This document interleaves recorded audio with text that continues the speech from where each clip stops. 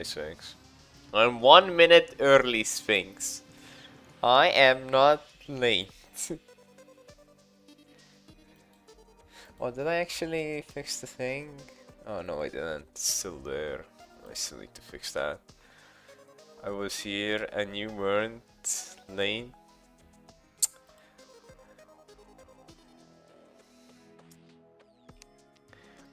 Nuh-uh. Right, I need to make a farm, but I don't know where to make the farm yet. Also, I looked into how to get the shimmer. Apparently, it's in the jungle biome. Kind of farm. Kind of farm. Well, I just need a farm for the... Jesus, hold on. I saw my minions. I need this for the mechanical worm, and I thought it's a material. What is it a material for? I didn't even know it was material. I need it for that. Where's the guide? Did everyone die? I think they died. The UFO and summoning staff? I know a lot. Told me. I have every drop except for the drill. Drill though? Drill. Also, did you hear the news? What news? What news?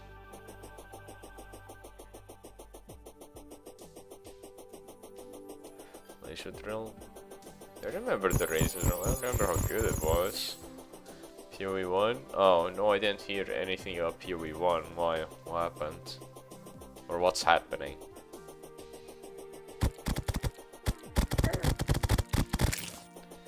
Just watch the stuff. Looks like that fun. New league. Okay, what did they add?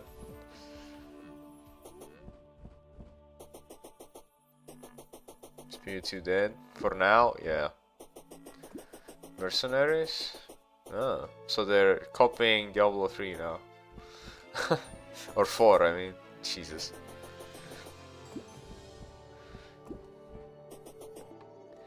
They have all stuff. I mean, how many mercenaries? Mercenaries from D2? No. Spoil light. Can you give me an example?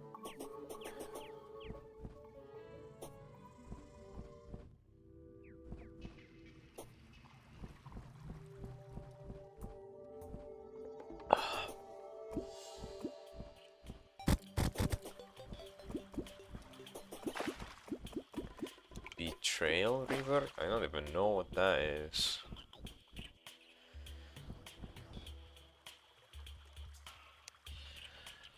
Okay, I need to just go straight down and... Huh. Well, that was a nice drop.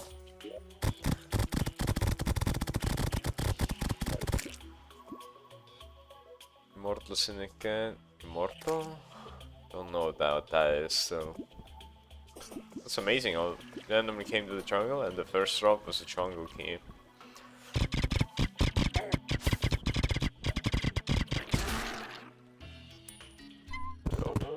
No.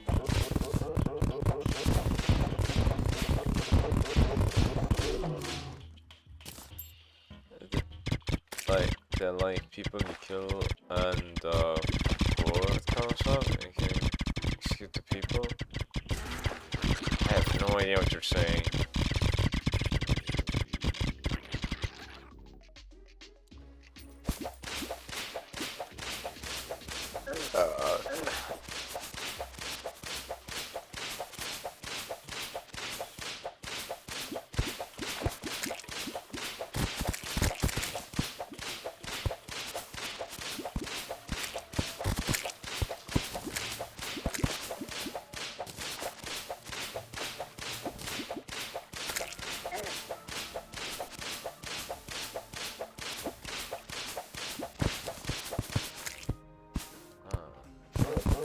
Oh, buddy.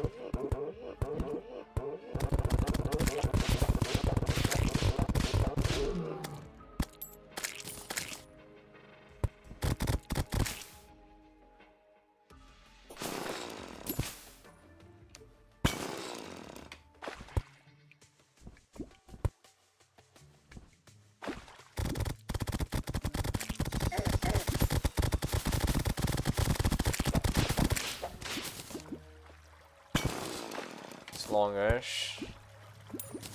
That's fine. What's this? Tree?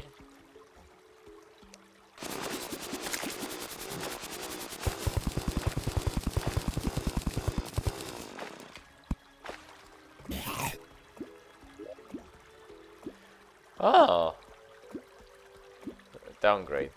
Damn. Fine.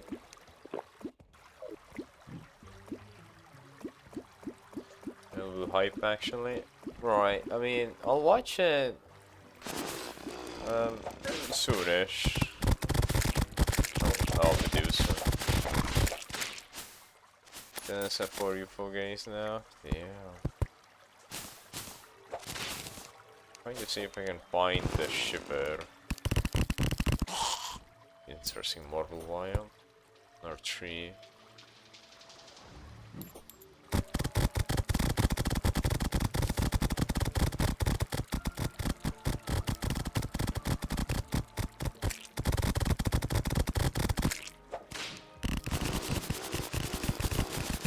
Launchers for PvP for events. What is that? B minecart?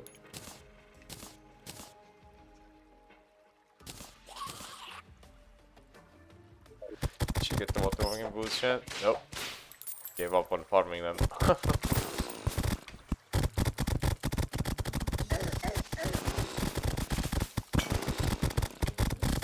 How deep are we? As deep as we've been before. Never been deeper. There's corruption even. Fucking altar there. So dry. Good water. Okay, Casey is wrong. What? I think you need to go right to the ocean? Or what? Why? What? Why?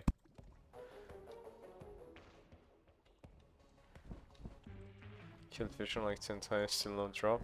Damn. What the fucker? That hurt. Buff up.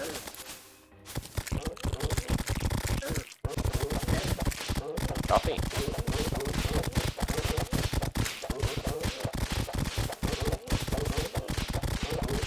Fish crates. Fish filled tiles. Tiles, I mean tiles.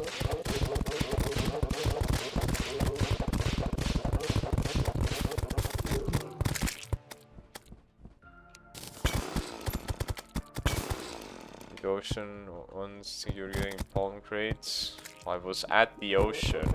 I got another heart statue. I'm happy right now. Go to find right now. There's a lot of lava. How deep do we go? Why is there a lot of lava here? Ah. Damn. Platforms? Platforms for where a lot? I think it was weird biome thing. Well, I didn't see any. I think palm. I didn't see any fucking anything that could have made it like that.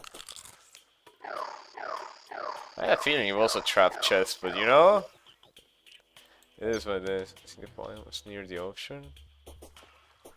What biome? Oh, I am so confused. Oh, I said try the right side. Yeah, but did I farm like between the ocean and jungle? Oh, the shiver.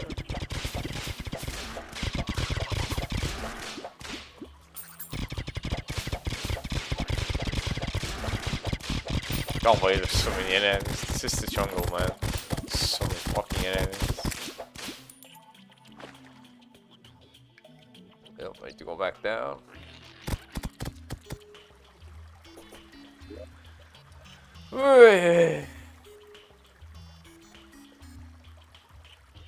I mean, that's kinda close, but it shouldn't affect the ocean biome.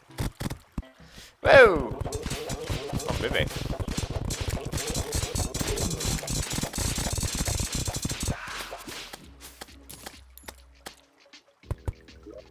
It's money away.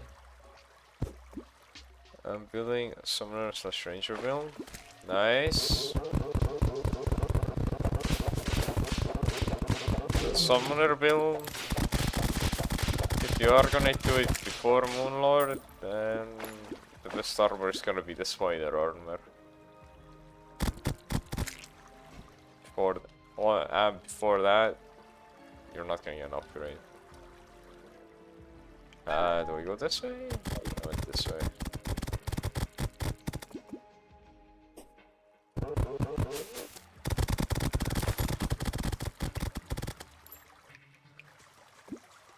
Where did I go here? I went up and left? Okay.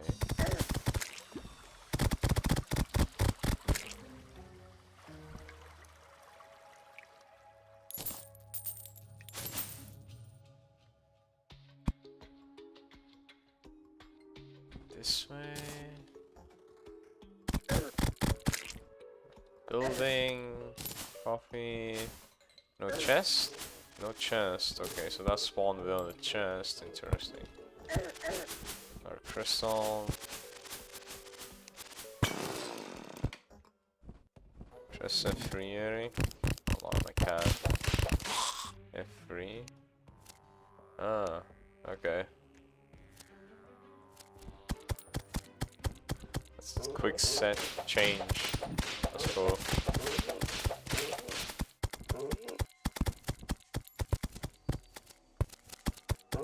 Oh my god!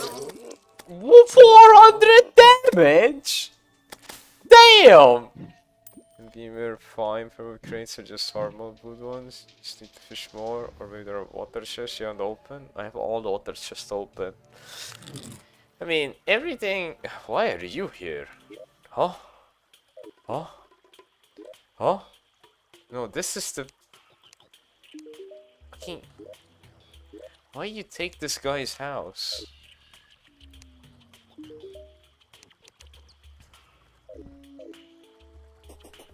do that? How would you do that in midair? Well, I was in a bad situation. Game bang, that's why. Game bang, that's why. I took 400 damage from one hit. Where was the gangbang? Right, I think I will mine straight down. It gets so dangerous. God.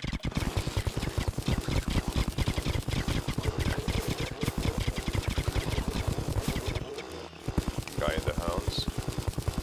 Guy in the house. I didn't see a guy in the house.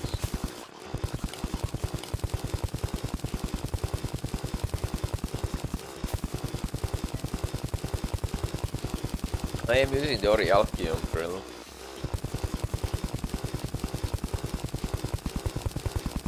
I mean, how? Ah. Huh? Oh my god.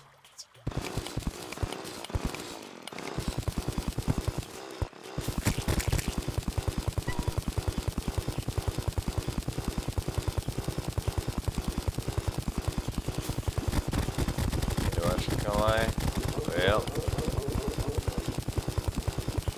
let's give it a shot.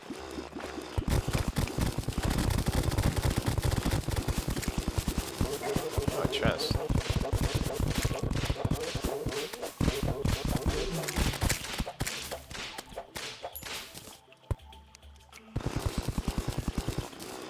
Did all the max? No, not even one yet.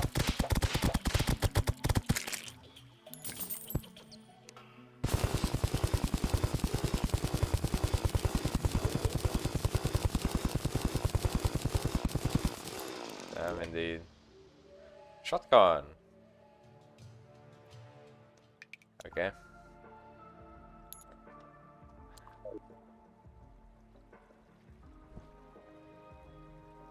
How far? Oh, that's a lot of drilling. Oh, I don't want to drill.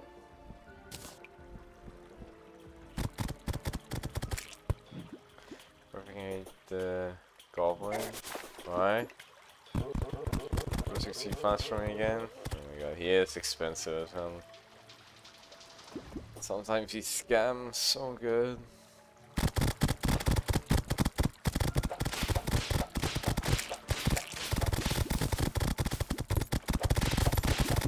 Mama!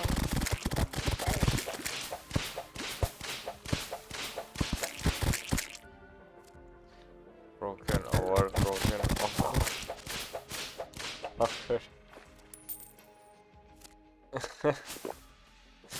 Bad luck.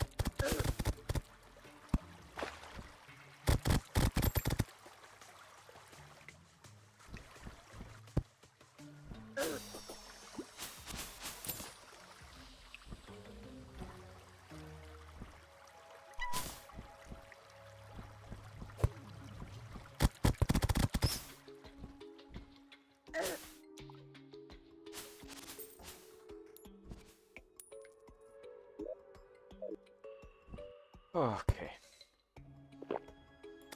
I need to kill him, maybe it'll be nice when he respawns. Won't that be nice?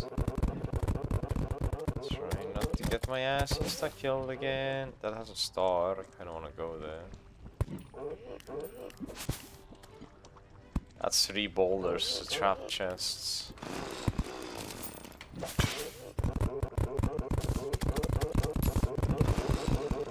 Inventory full.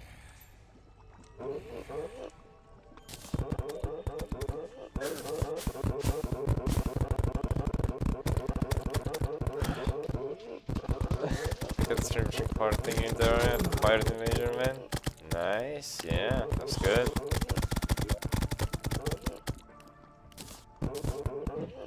Right.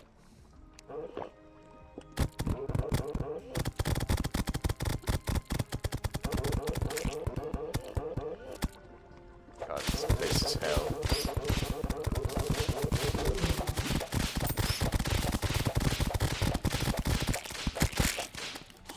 Why is there so much death here? The hell?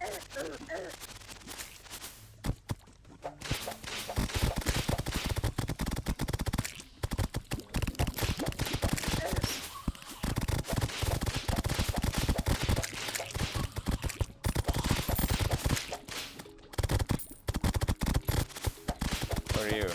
Indiana Jones. Oh! It also finds you coach cost. Oh, very nice. Well, then to my knowledge, we get a discount card and upgrade the discount card to max and have another basic one. It should stack. I didn't know that. I said it in my chest when I did it. Lol. Lava.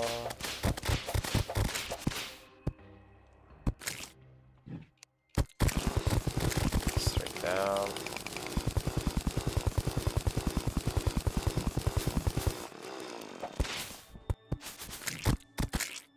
Bat. Trap. Question mark. 15 jungle bat. Yeah. Jungle, huh? That's a trap chest. So this is not a trap. Don't trust this.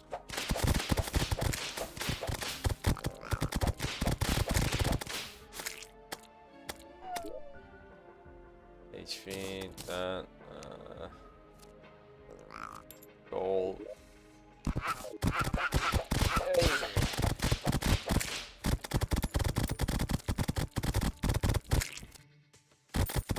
Oh my god. Why are there so many shit? Oh my god. Oh my god. What the fuck? That's lava. Oh my god. There's a house there. Oh, that's the granite area. Alright. Maybe we can be a little bit safer in here. Just got 2 lucky guides. Hell yeah. Skeleton spawner. Queen statue. Imp statue. Destroy that. Destroy that.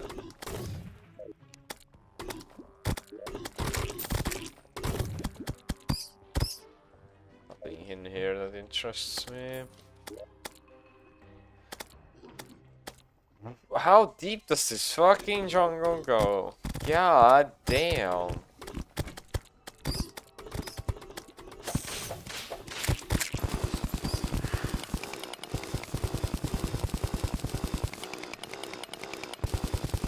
Been easier for me to go through that.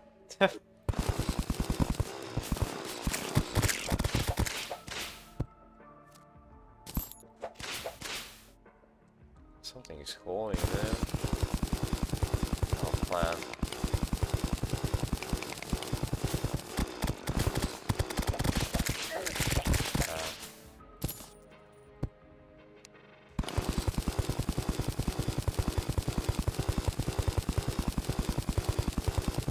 Now we're too deep, right? Never seen this though, but pretty cool. I think we're too deep now. Maybe. Playing an expert? Master? My knowledge? Okay,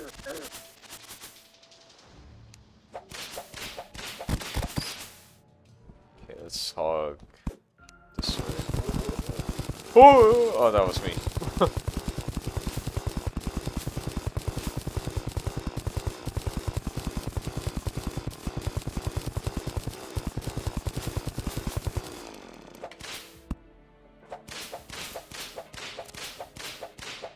Motherfucker.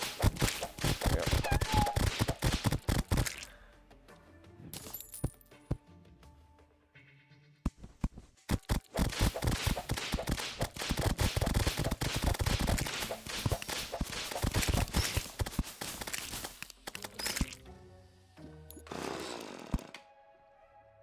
Archer, Hellfire, Yo-Yo.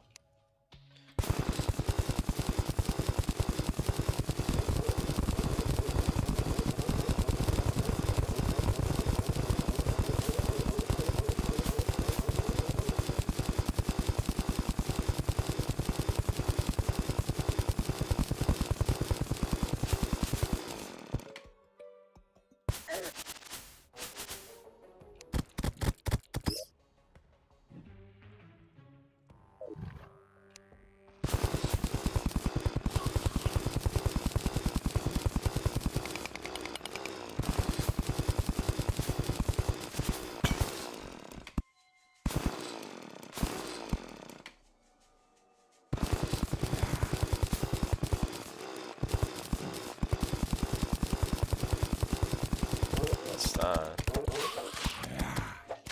Not sure.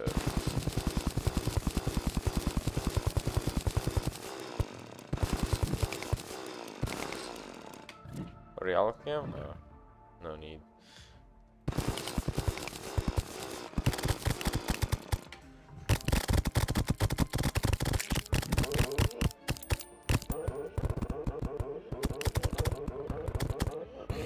Why are they going for that guy?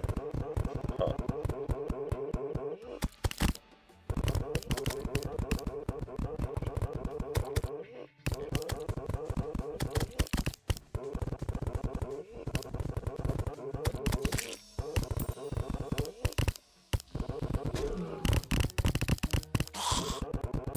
Another fucking turtle.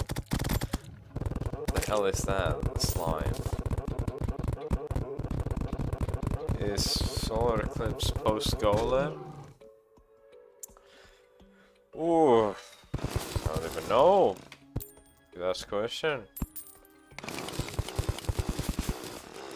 I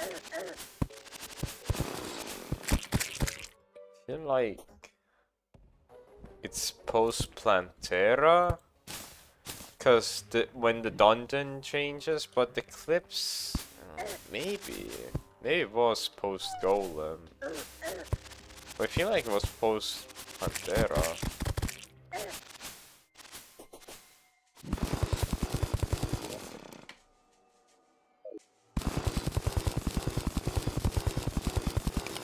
There's a hard event that rarely occurs. This only has been defeated. Yep, but you can.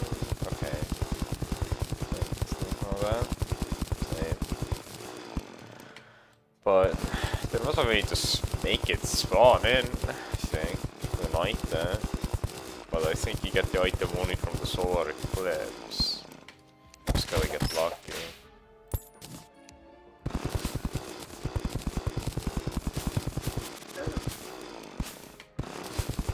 Like spawner from golem thingy? What do you mean? spawner.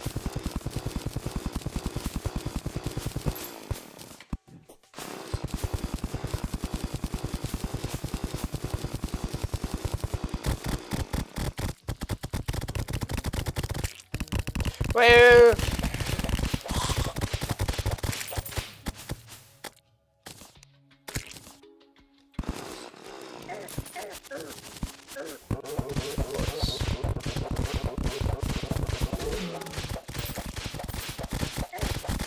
Whoa.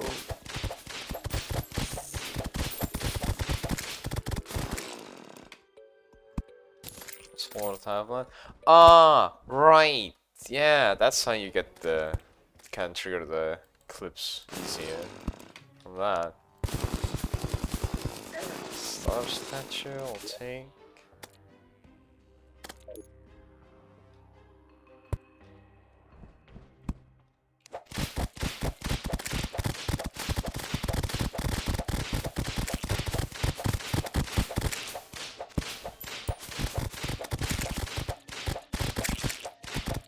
This one, I'm not gonna lie, it is quite dangerous, yeah. That event is no fucking joke. So, same with the Halloween event. I need to do that, sadly. That's a trap. That's when I even kill my NPCs.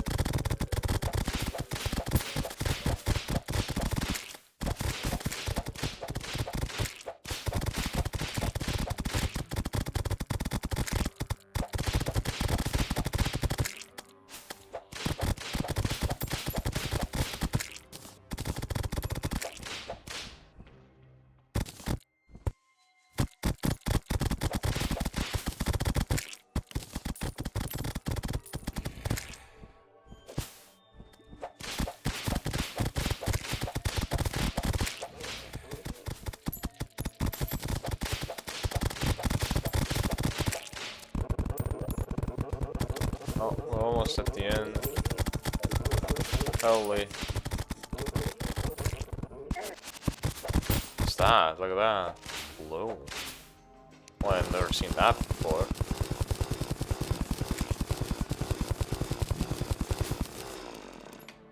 Glow tulip? Glow tulip. Equipable. Someone's cable and garter. Oh. Okay. What? Is it? Wait, do? What the fuck? Okay, well, I mean, maybe it does something in the garden. I don't know.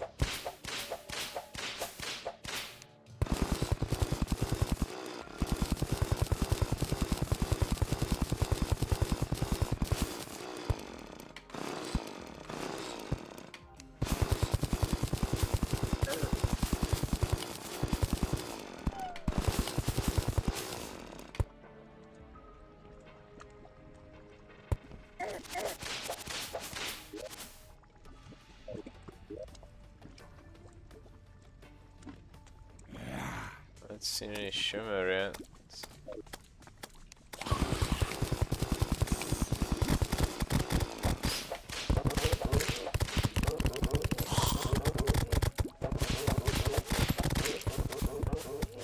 Oh, I'm on the edge of the world. So... I don't know. One thing I could do is go left now.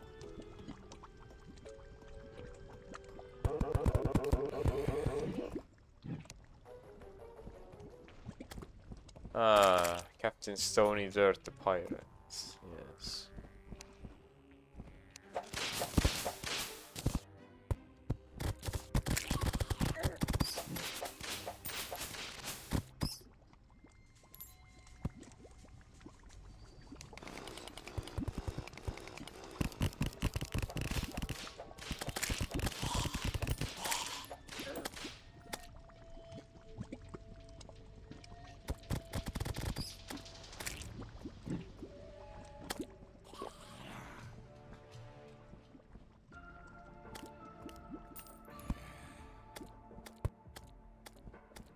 Do I go more up?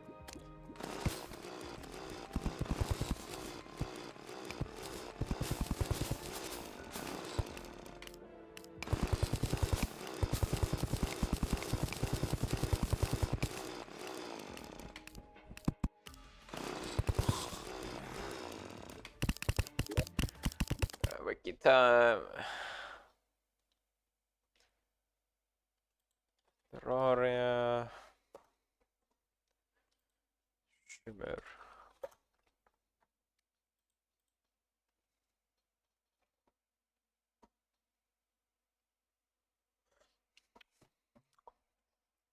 Shimmy is a shiny liquid found in ether many biomaterials in the underground or cavern layer. Ah. Anything else? Always on the same side of the world as the jungle.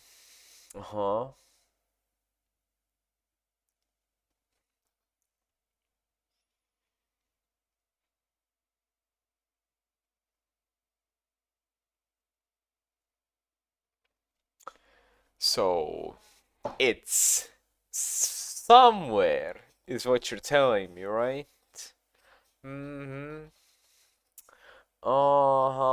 Okay. That helps me immensely. I thought it was at the bottom. Apparently it's just fuck all. Oh, great.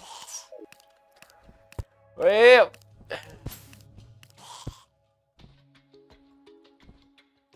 what that guy gotta do, what that guy gotta do.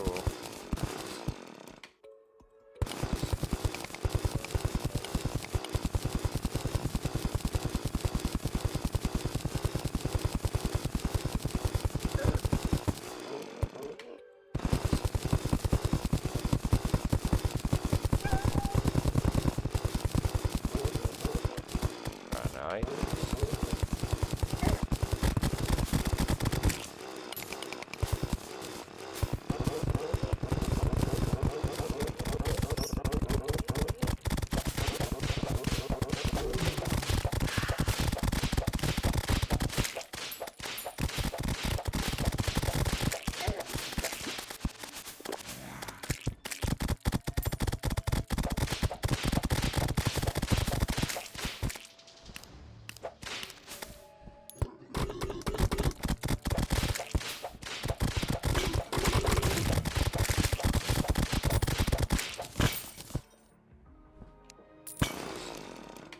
Huh? Why you no pick up? The hell did they go? Oh, probably to my stash thing.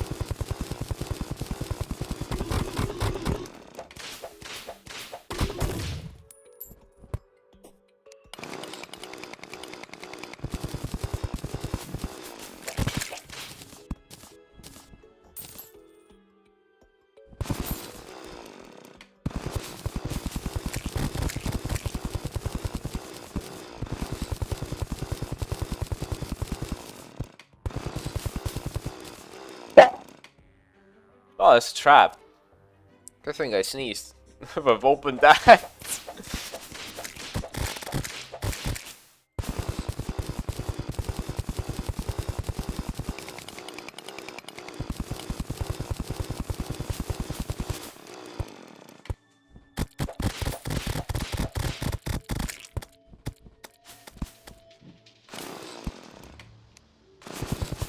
Smell the trap. It's not. It's just a gold chest. It's not nothing in it that's even interesting.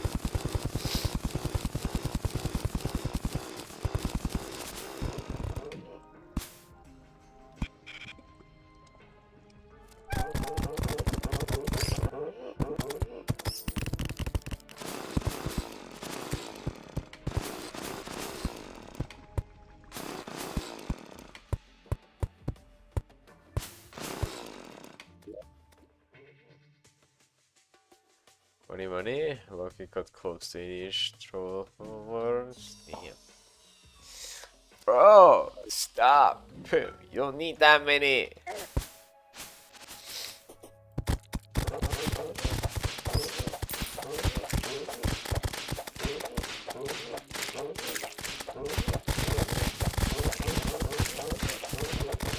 Oh, I see a mechanical thing.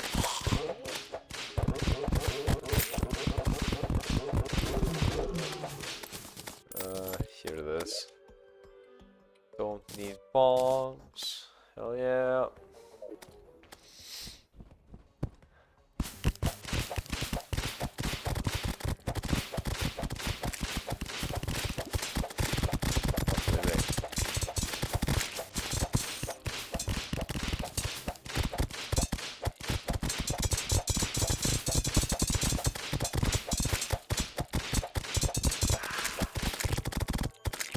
Magic dagger.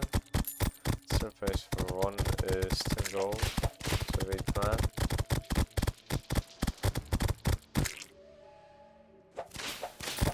That's not bad. Quite solid.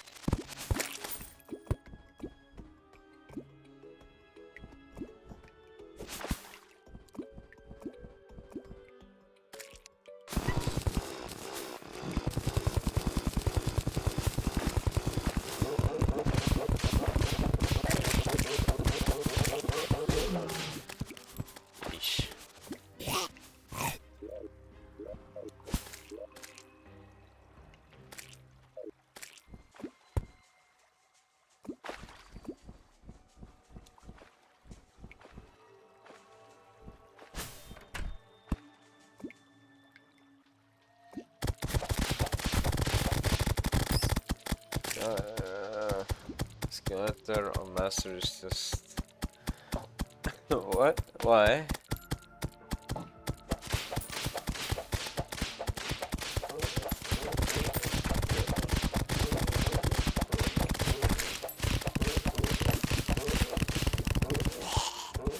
It's not a fucking moth.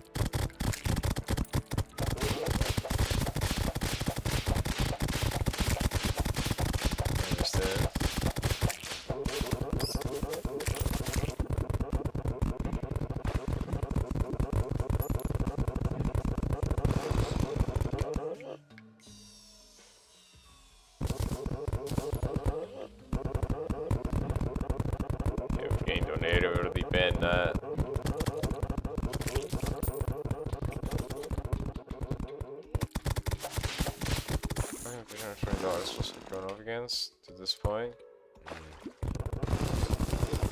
Well, yeah. Point is kill, upgrade, kill, upgrade. For me, it's kill, kill, kill. Maybe you can upgrade.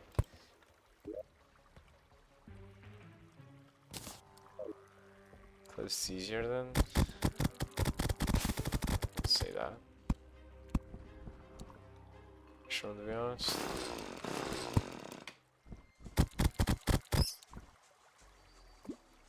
Hiya.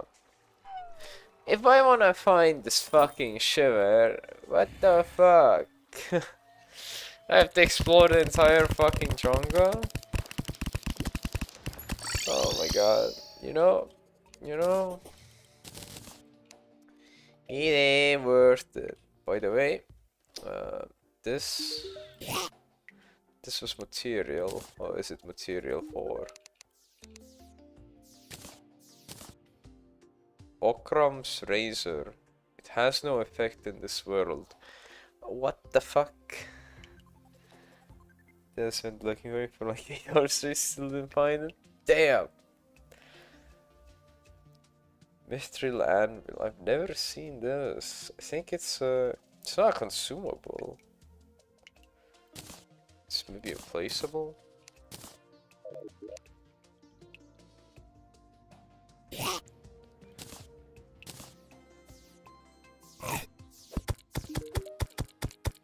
Wonders playing in a larger saw.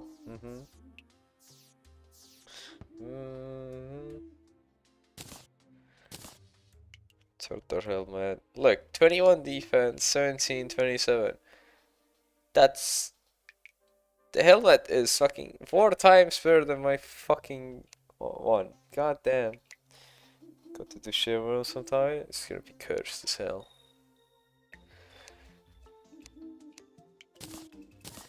Fuck, melee boys get so much benefits. Die trainer. Strange plan. Acid die? Great, I am actually using acid.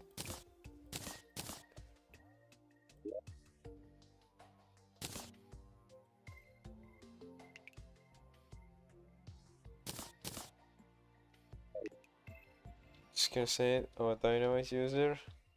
Yeah, that's fine. I get that. I would do it too. If I knew where the fuck they are. I'm gonna Google the glow tulip. Because, oops, I need that.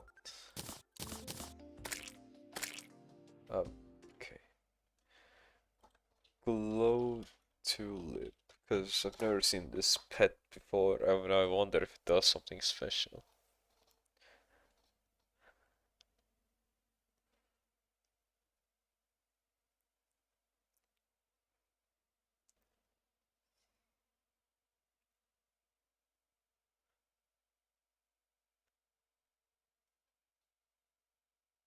Nope, nothing.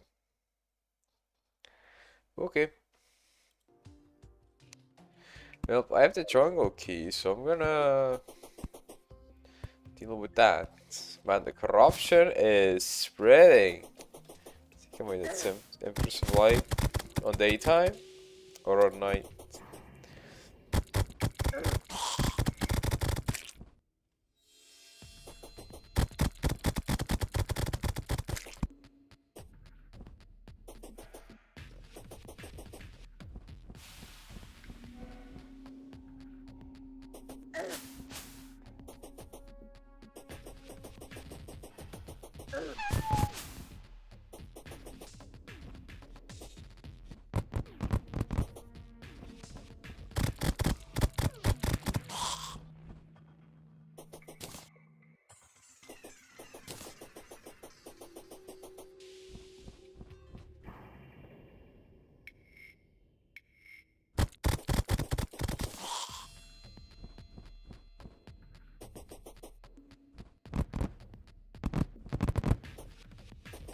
Fuck that in range shit, night level. And you know what's the funny thing? If I remember correctly, I have to do it at daytime.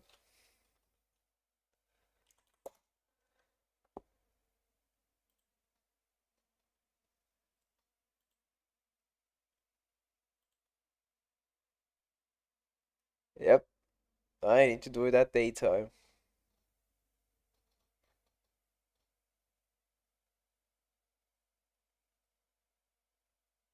That's gonna be fun.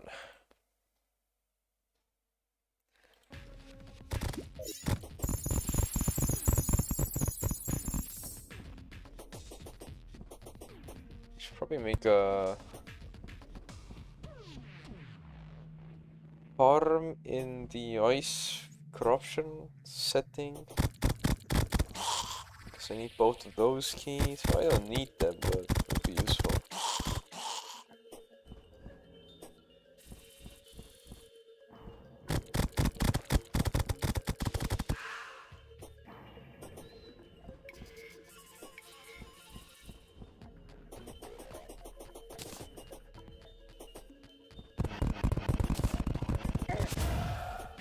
So now it's really good bow.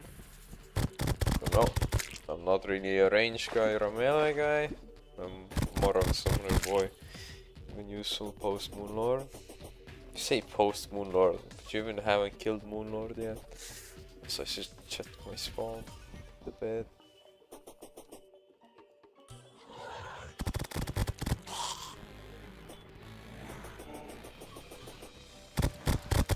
I met find fucking jungle key best.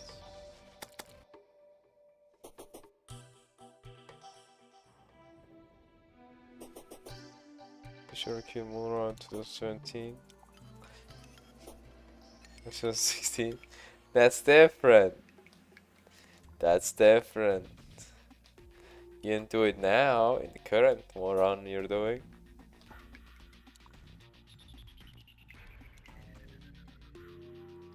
No.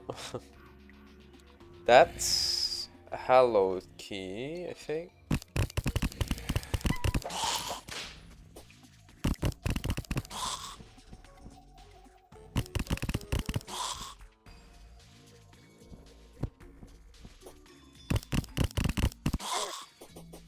Here's the jungle key. I can't open it. Maybe I need to. I guess cursed, right. I need to kill Pantera. Right! That is right! Oh man.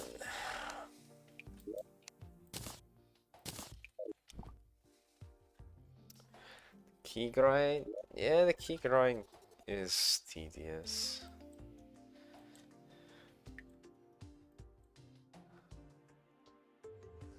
There's really bitch boss as well. Gonna need to be bombing a large area there. Well, ice and crimson. There's a lot of ice there. Maybe I go there and expand it a lot and just start building my arena. I wanna get. Don't remember if you sell them or I have to make them. I used the teleporter thingy. Oh, yeah. That's my plan right now, to use that as well for the mechanical boss. So you don't sell the thing that I'm thinking about. Who sold it then?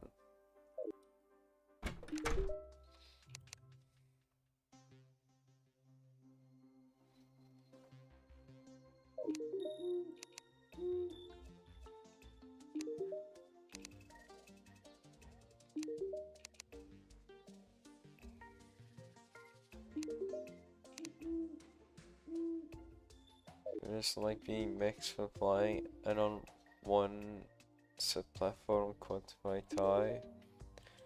Yeah, you know how I defeated Moonlord in the past? Up high, minecart area, just a railroad, that was it.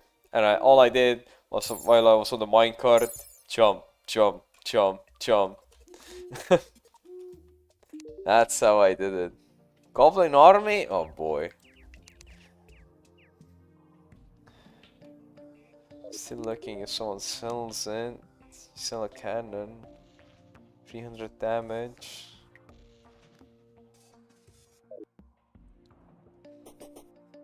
Maybe this guy sells it? No? Wait, don't know if someone sells it.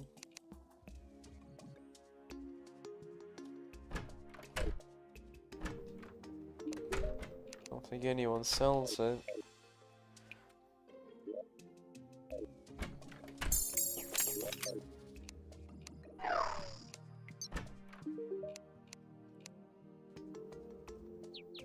We're shooting a lot more top. 3 globe. Oh, change the background.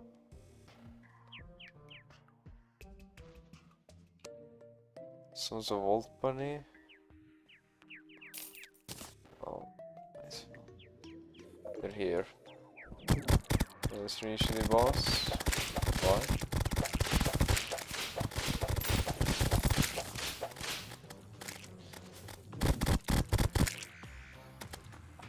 Just gonna stand here. What? There it is. Hot. Yeah, it is hot. At least you don't have to kill the Empress at daytime. The loot? Oh, there we go.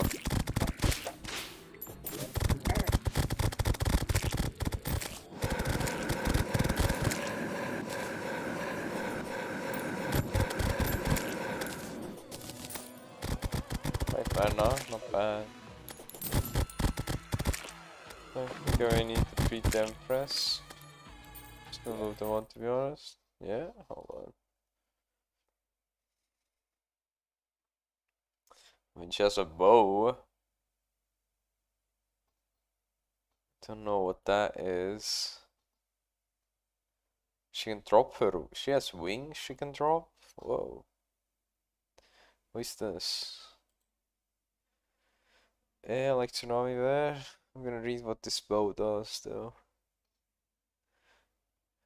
Auto fires, rainbow twilight if wooden arrows are used. One of the lances will do double base damage when using other ammunition. One of the 5 shots will be converted to twilight lance and do double the base damage. All lance arrows are aimed at the cursor. Can pierce 4 enemies. Not bad. Forgot what the fish run bow does. Fish run. Duke, fish run. Tsunami. Auto fires 5 close arrows per shot. 1 arrow. I don't know. Don't know. Up to you. Grants infinite wing and rocket boot flight. Oh, that's a nice, good ass passive. Or accessory. Cool. Okay, so that's that. Okay.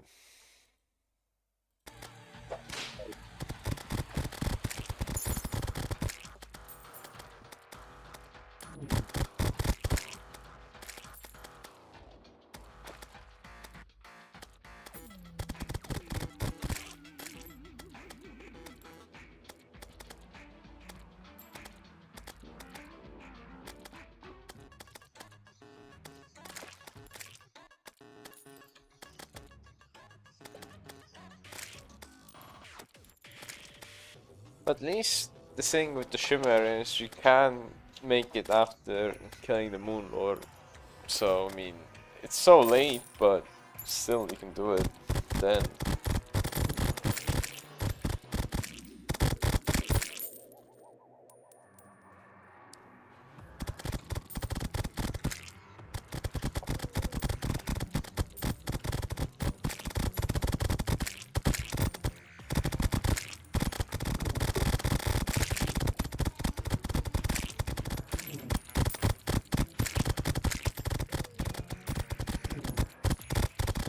Such a hard event. Oh shit.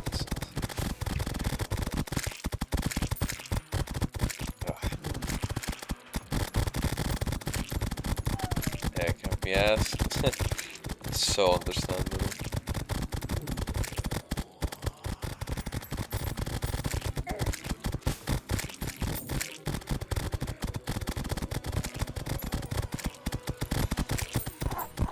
Oh, there it is. Oh, first challenge.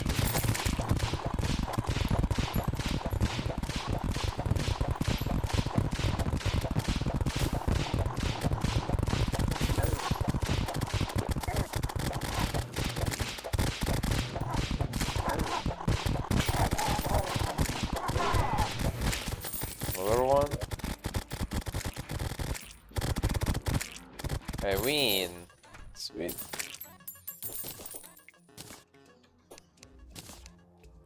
This in here. So that's the bunny. Cool.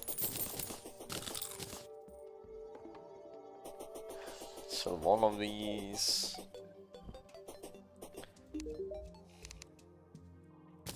To go. Alright.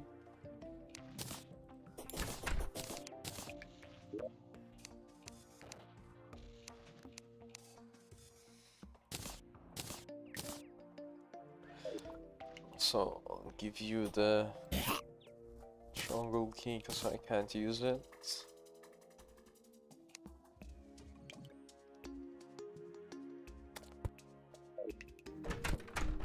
Also, sadly, crit chance doesn't work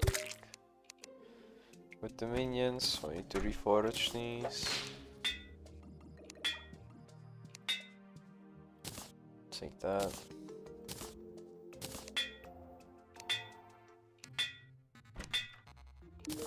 Ah, fuck.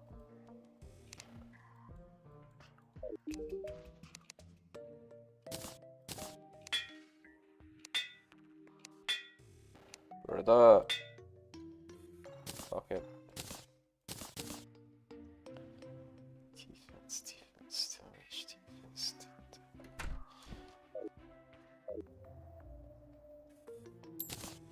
Where's the fisher? Turning merchant. So. Oh, winter cave.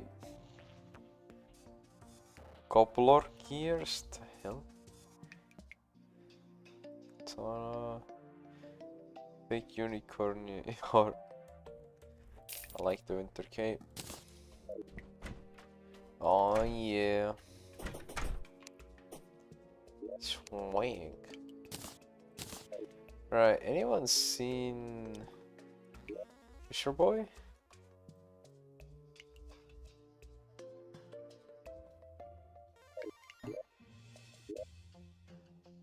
All the houses are full. He has not spawned in. Okay, that's why.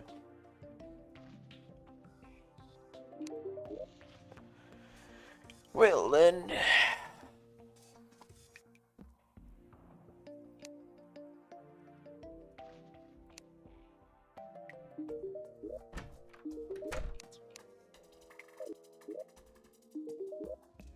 Ludo, move. Why y'all get stuck down here, man?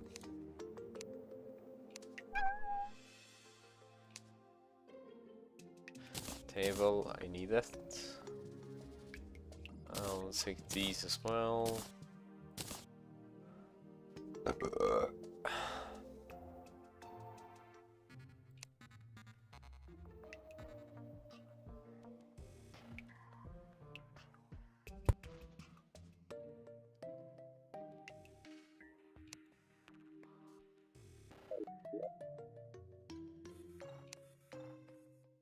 Oh yeah, I can use that. Okay. Does no one want to move in here? Housing is corrupted. Oh, I'm gonna die. I wanna die.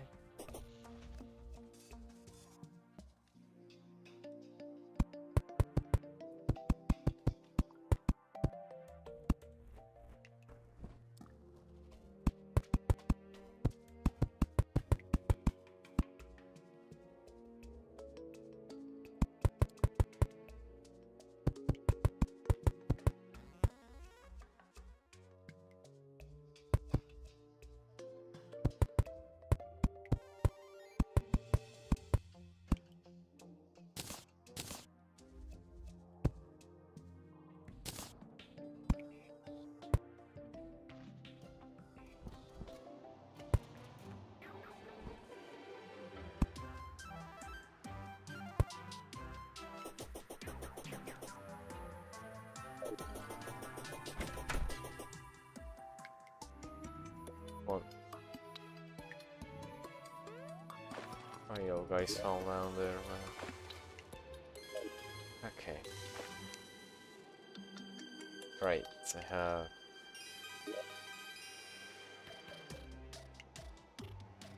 that can work. Yeah, that can work.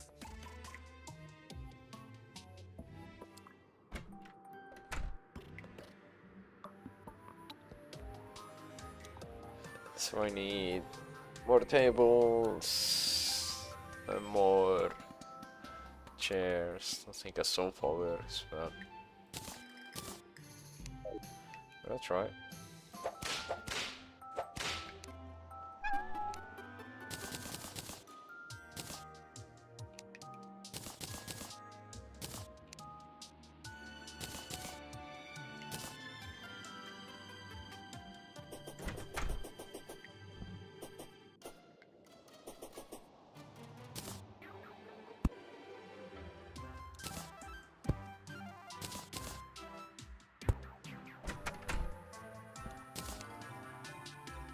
Oh my god.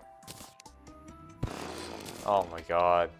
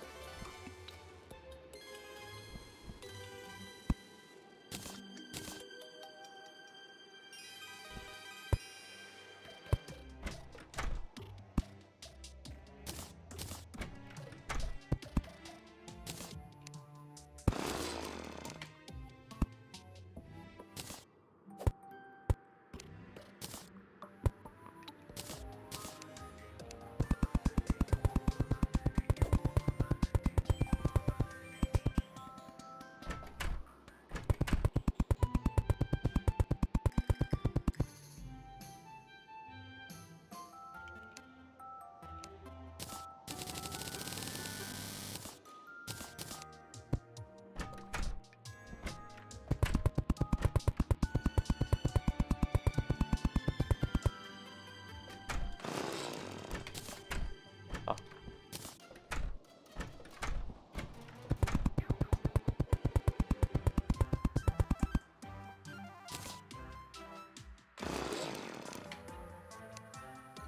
Okay, the sofa works. Sweet.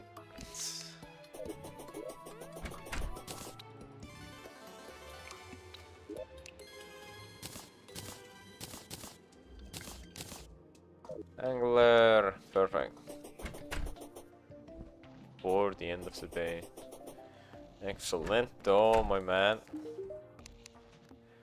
Call in ocean. Okay. Great.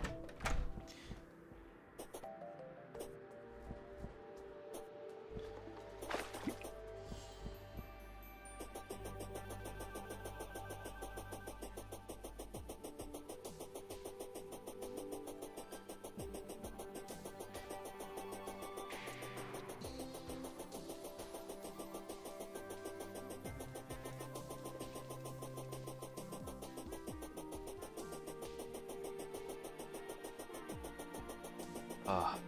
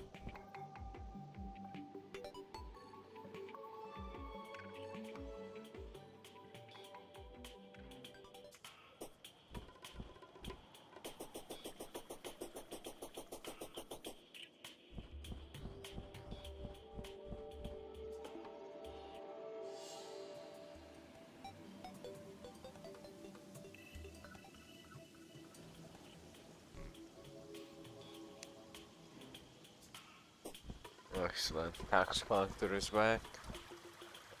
Excellent.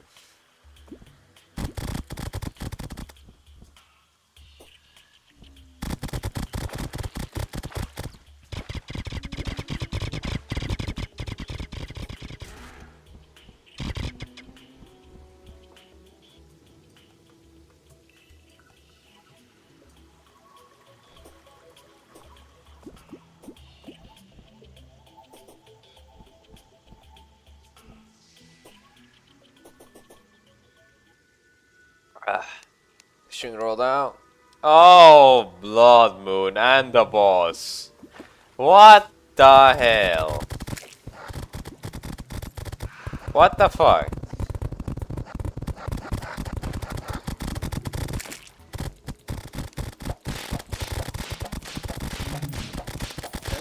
Mama! Mama! Just still, man. Help me kill this fucking bloody. Mama! Oh, mama! Yeah, yo! I killed it. Wait, drop. It didn't drop anything? Yeah, that dropped nothing. Yeah! Blood Moon and a boss? Come on, dude! Oh my god. Dude.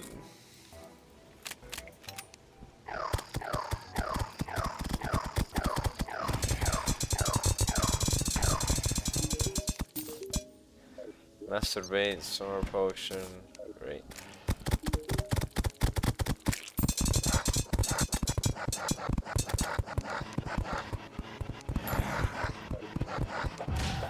Oh, that's weird! To the arena! Come on, come on, come on, come on, come on, come on. Yeah, yo. Is it active? Fuck, I don't even know. Better be.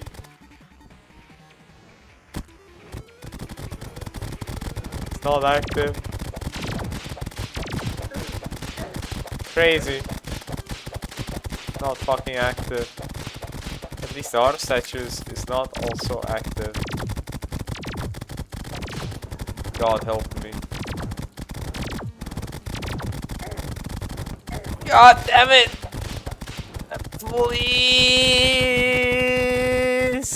Activate this. Okay.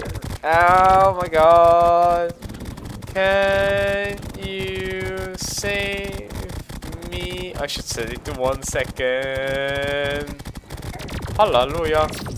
Yep. Oh, good damage. Fuck, man. What the fuck are you Nimbuses doing? Very good attempt. But still. That's some bullshit. Do I have anywhere I can finish? I think so.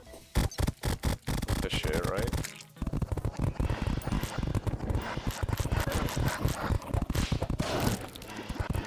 That's a really good attempt.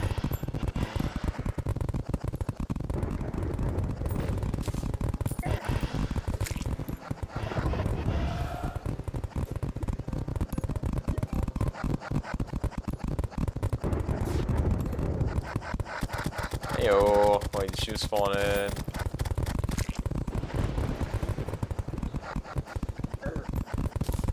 God, bro.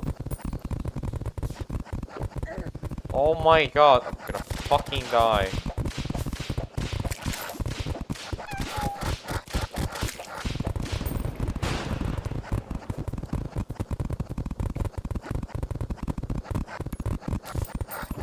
Why are they so tanky?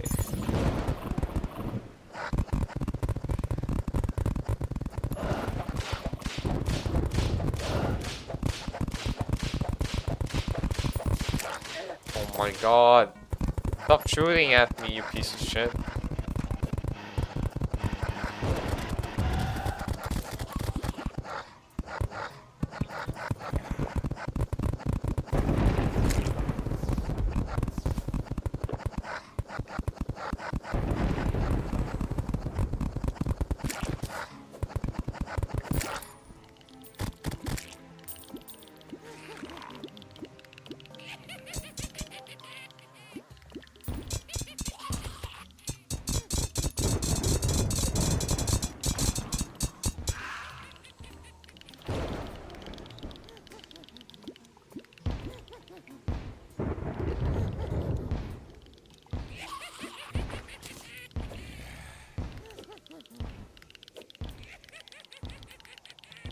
Nice.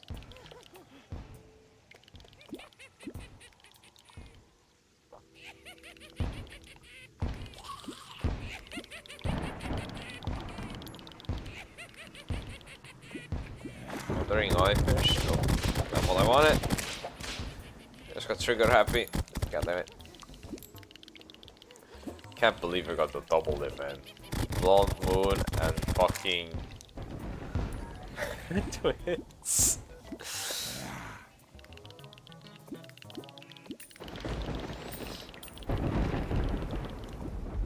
Although the night's gonna end soon. In a minute. Maybe I can get one dreadnought to spawn, would be awesome.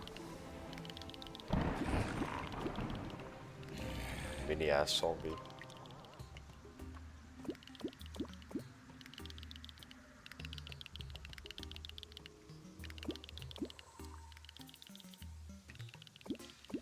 Zombie merman? Yeah.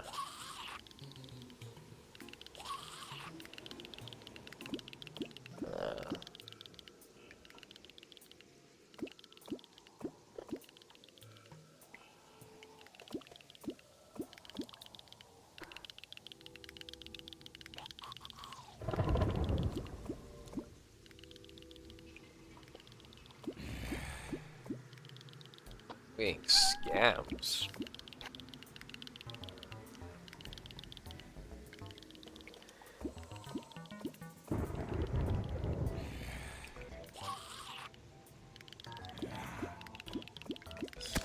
1 minute left. 4 minutes. 2 minutes.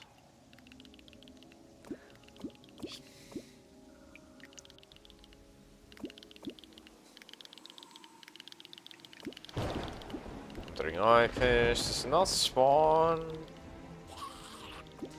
Hold on. Terraria.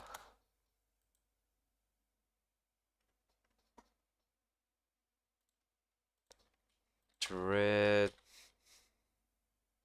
I know. Oh, Dread Nautilus. I know it spawns at fucking Blood Moon.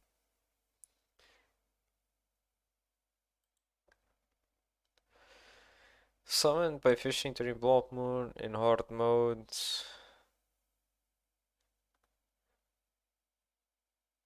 Rarer than other. Spawning only 10% chance. If I consider the most difficult of the 5 enemies. Yeah. If the is not defeated by, it will fly away and despawn. Okay, so if I don't kill it in 2 minutes, it despawns. Okay, well, fuck it. We don't got time, sadly.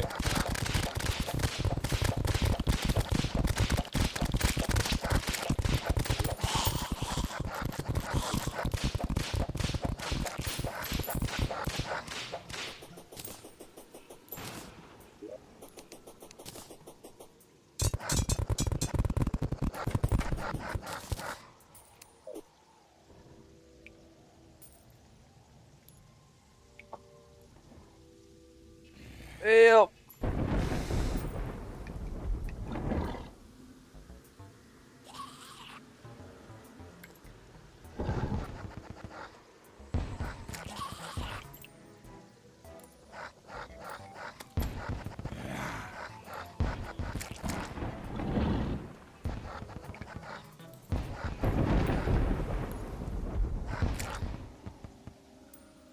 Oh, right. I need to set up a better timer thing there.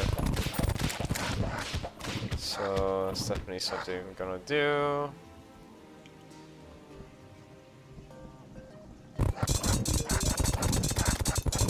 I also forgot these some timers, so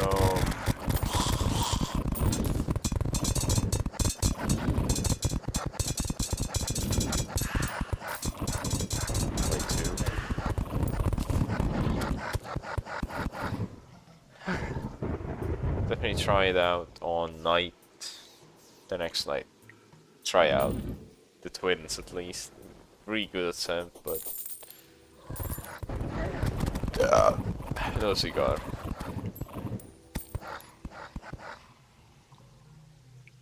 Okay, it's over. God damn.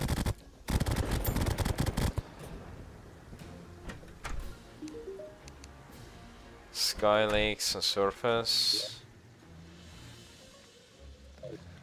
Oh, it's over there.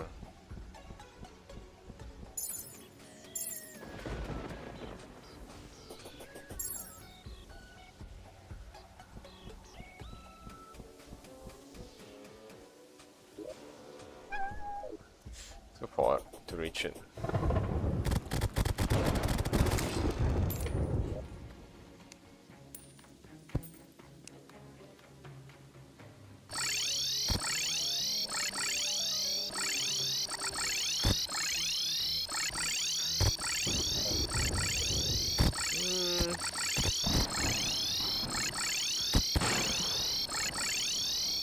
Well, it does teleport me in a rotation. Very kinda random, but still good.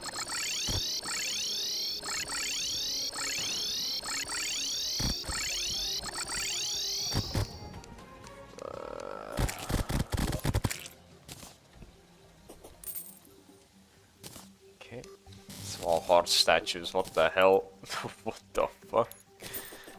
Bug? I don't know. Okay, that 1 second tire actually helped a lot more than I thought. Keep the others like they are right now. We'll try to make a monster spawn area, maybe in the mushroom biome. Still though, wasn't there an item that did something? I wanna get that.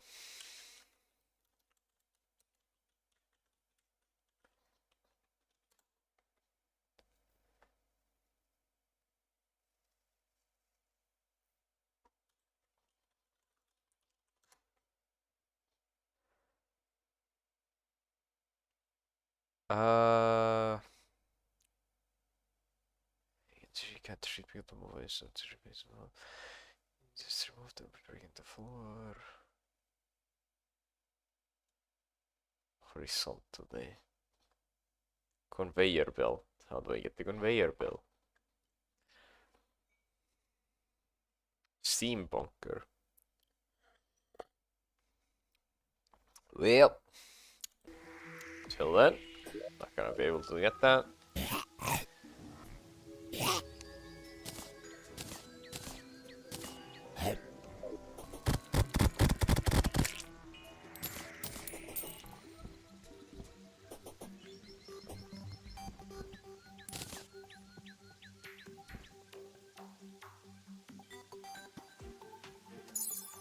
Okay, first mushroom biome or second one? I think second one. Second one has a lot more space.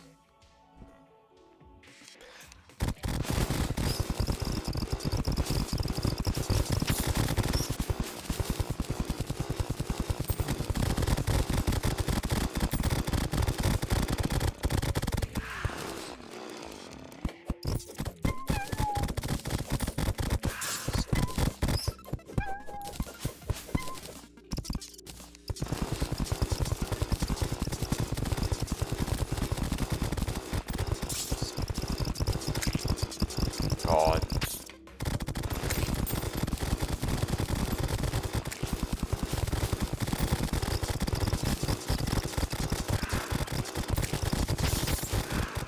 Forgot this fucker shoots foaming bullets. Very not good.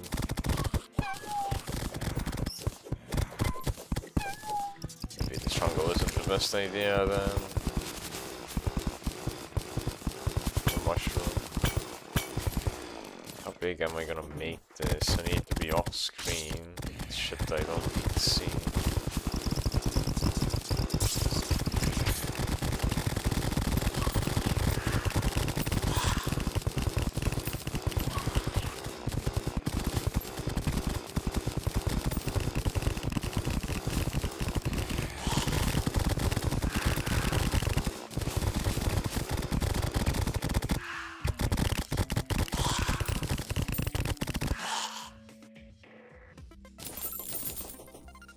Crazy.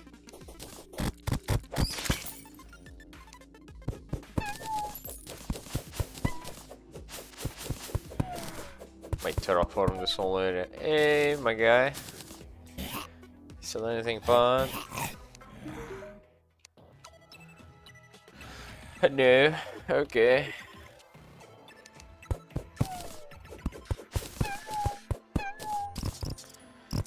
Okay, so I want to make all this smooth. Okay.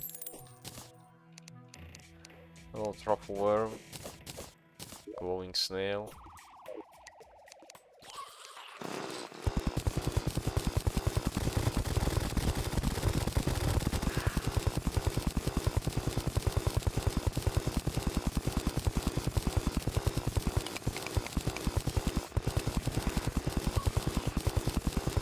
It's smooth until go up. What the? What?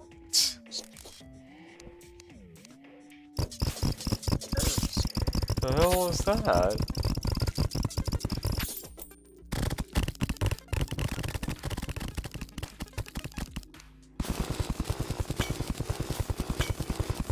Oh, that spawn! Jesus Christ.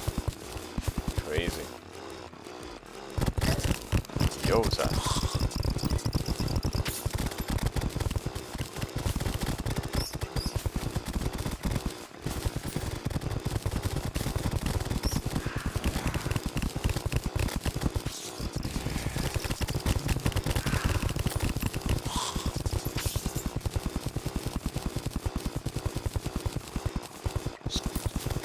I'll probably block that up.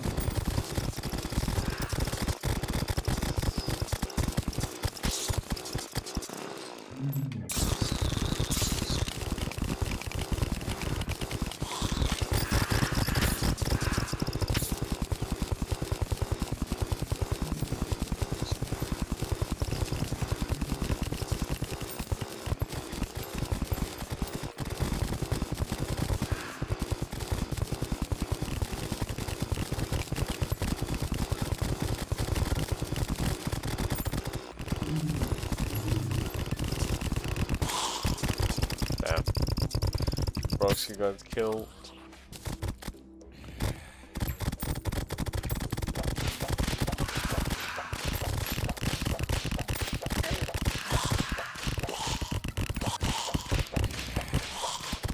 You're alive?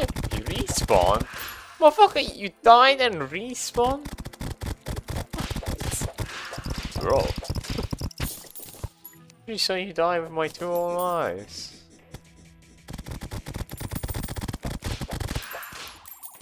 What the hell?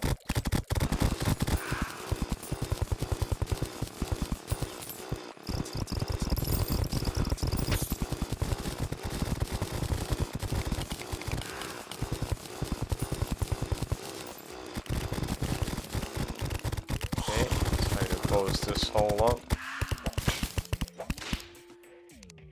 I need blocks, mod will do.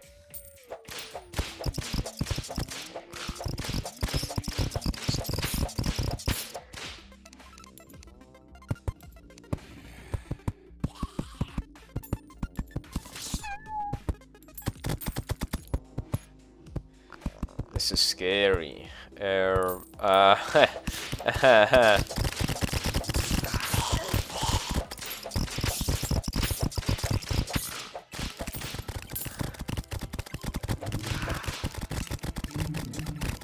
Oh no! Mimic! Lord help me.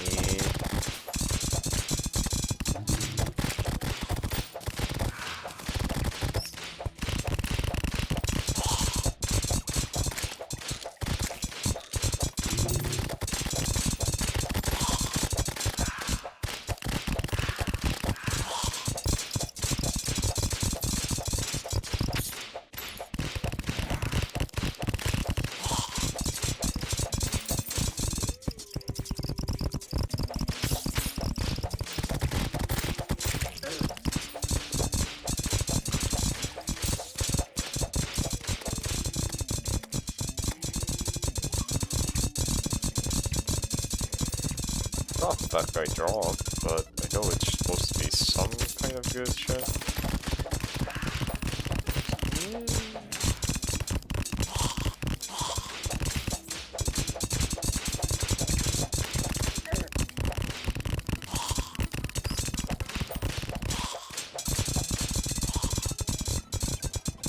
for me though, but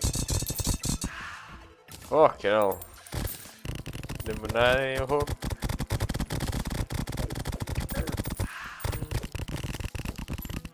Not sure if that's better or not. I mean, I guess can be better.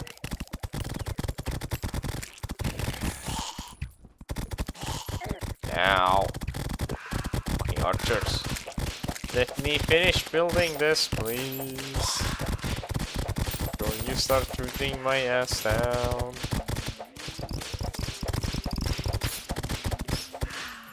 So dangerous.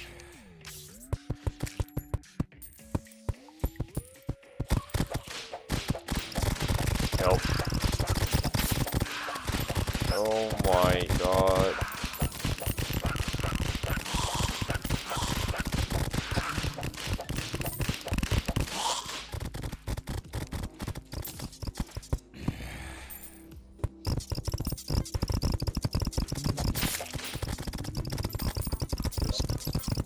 Fucking hell, I'm making so much money in here. Yeah, damn.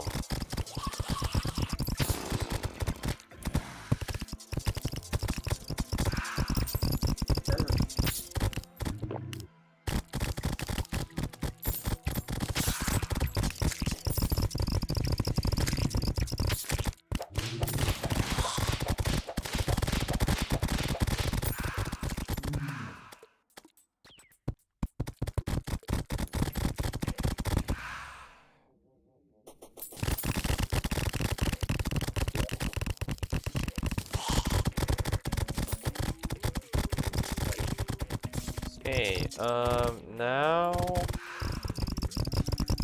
that seems pretty good. I need to on my platforms here so some of them don't fall into the void, and make this kind of smooth a little bit as well from yay heights.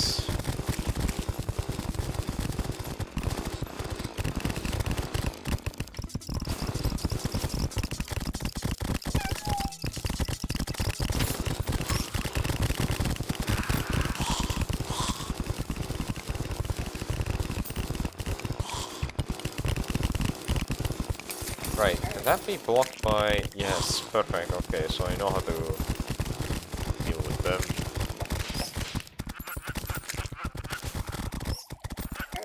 Whoa! Buddy.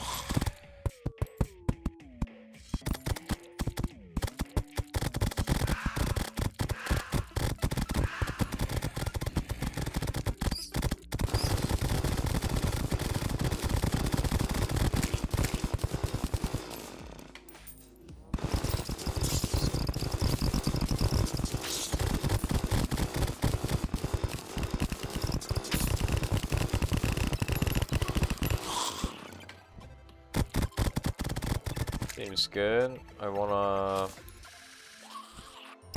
dig up this as well, make it more beautiful.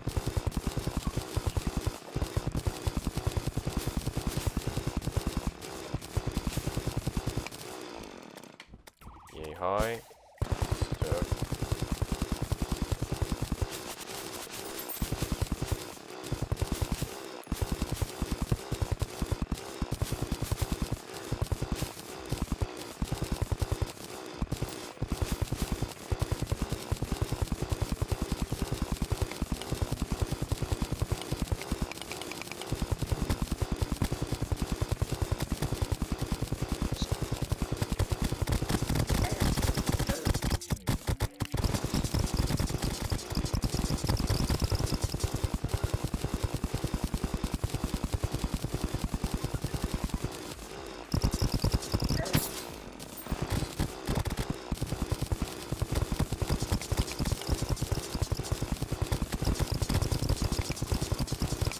Oh, since I have the infinite water bucket, I just realized. I have my own farming fishing spots now. Oh, forgot about that.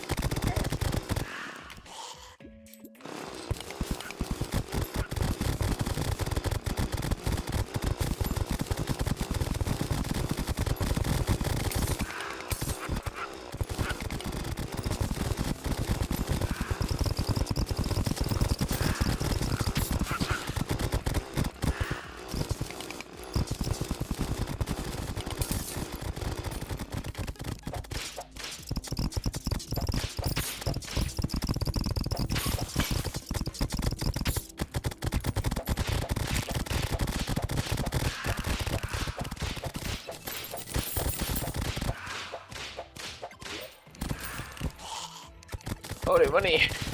Holy moly! Holy moly!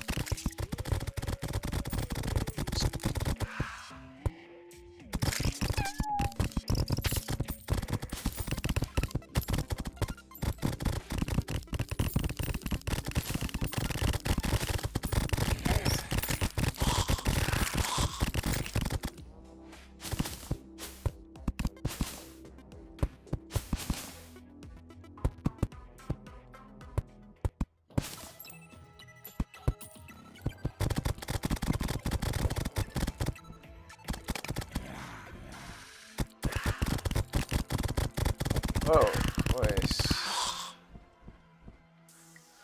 Hey. I think this is okay. Now I just need to put a platform over somewhere here. And then we're Gucci.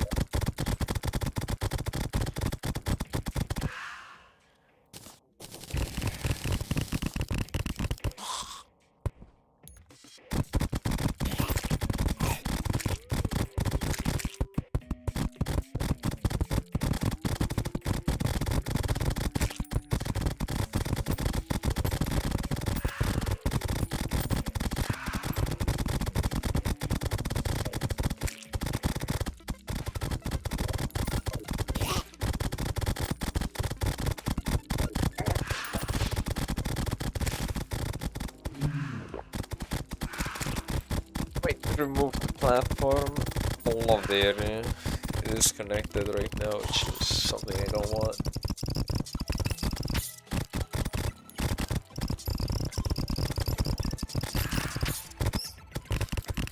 Oh, yeah, that's why. Okay.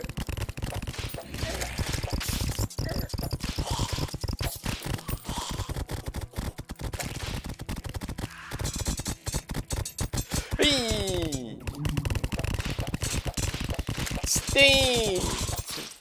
Steve. Well.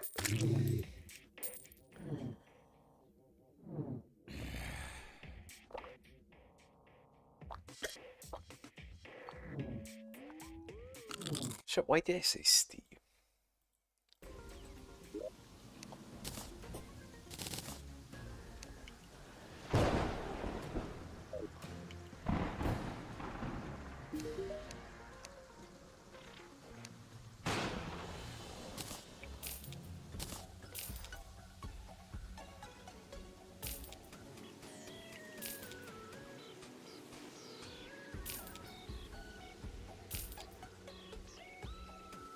I'll definitely use the banners.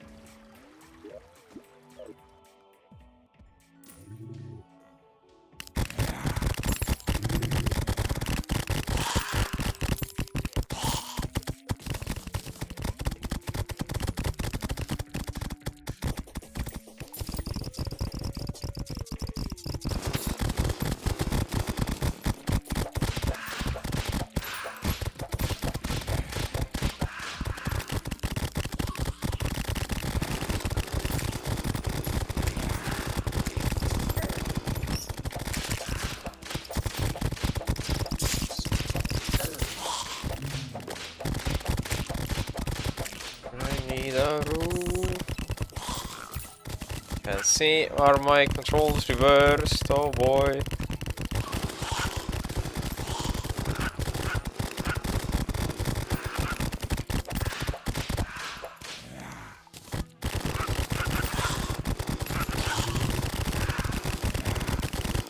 Okay, put the banners down.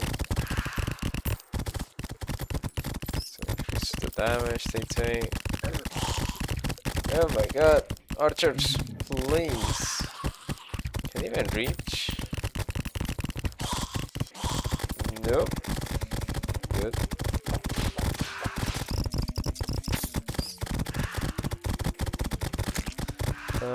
Right, I need some kind of roofing.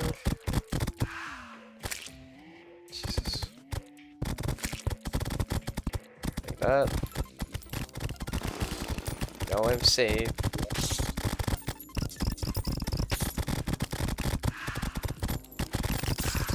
Yeesh.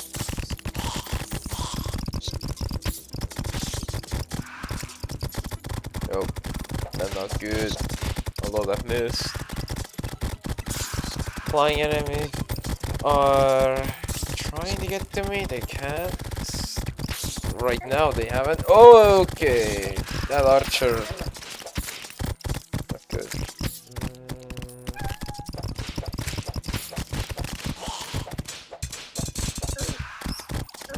Okay, I put myself in. Guns are shooting, it's not ideal. So, door? Door would be nice. Yeah, I think I might get a door. Nothing can get in then.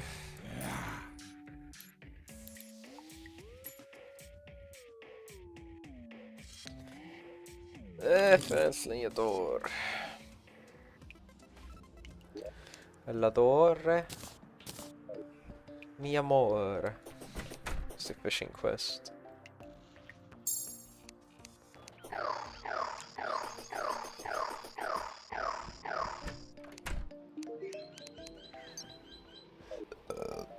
Crimson fish, okay.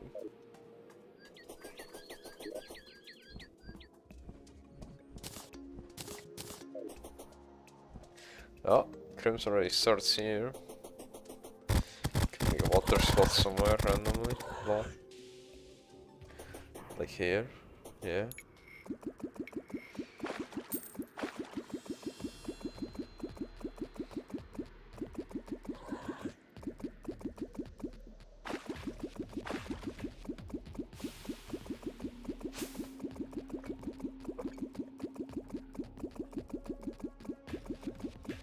Seems like good enough.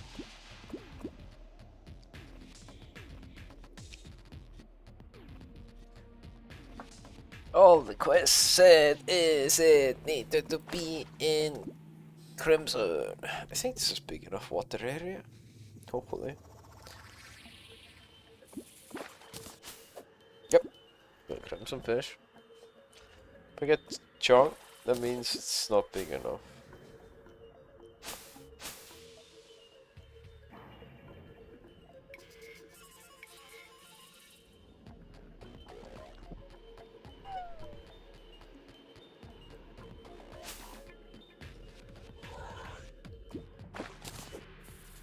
Bass? Very random.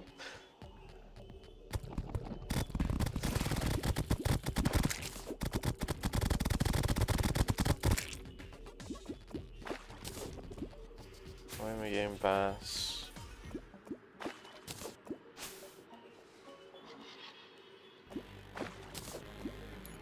Probably.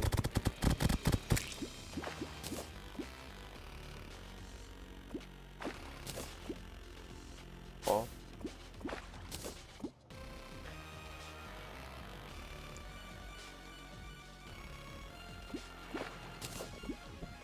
What is this fishing area, man?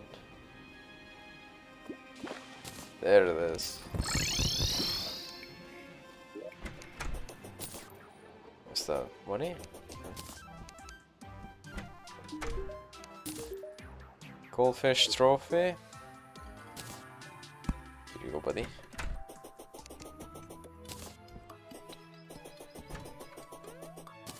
Okay.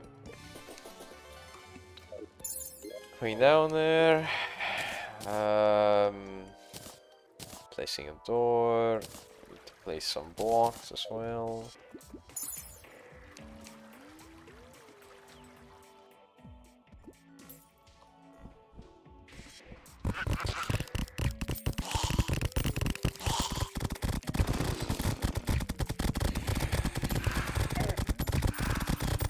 What?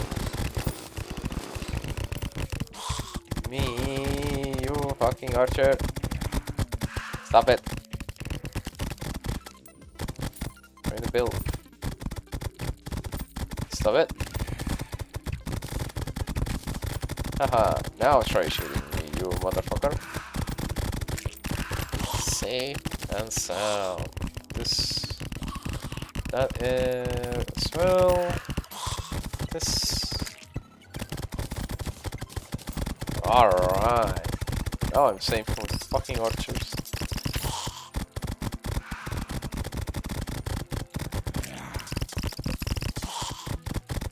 I'll be right back.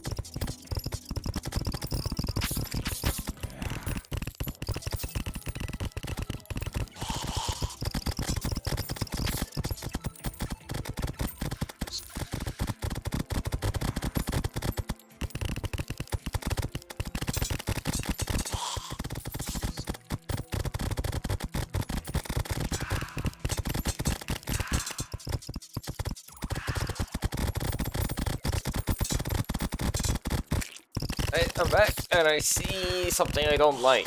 I don't like that.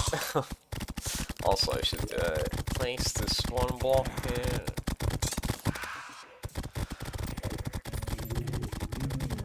That is something I don't like seeing right now. Well, I will wait for it to die. Go now. There. That's why I didn't like it. I knew that was gonna happen. I knew that's gonna happen. That's why I didn't like it. Motherfucker. I need to think how I'm gonna counter that. Also, put that there. Because we're not moving in the farming spot. This here. Because I don't need that.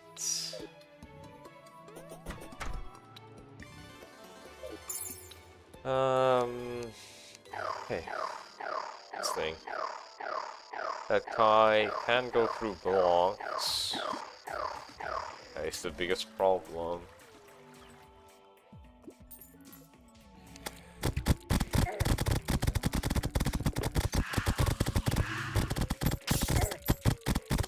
Straight up already dying.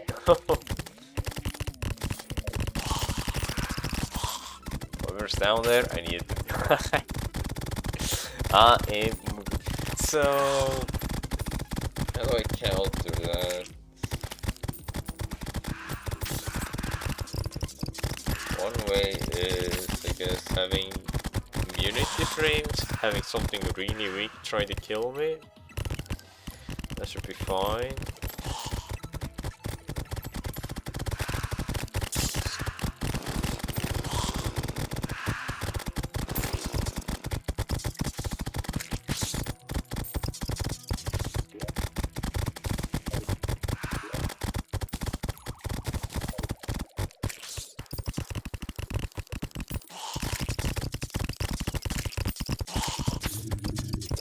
Oh, no, my door.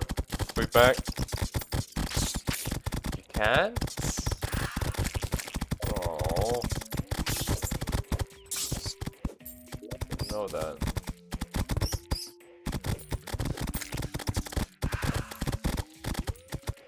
I want it to slide. Like slides off, you know? Yeah, like that. Having a harder time not staying on.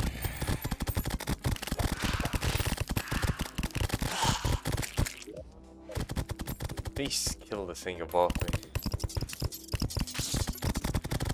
Well, I don't understand the AI of these things. It's moving very erratically.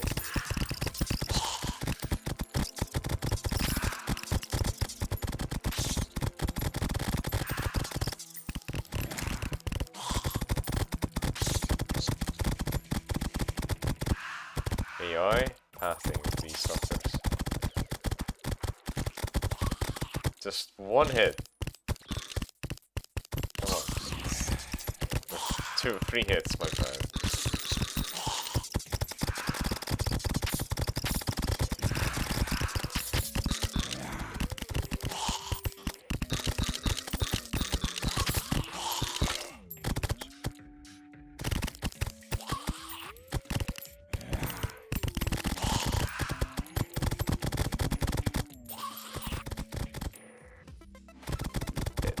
Died.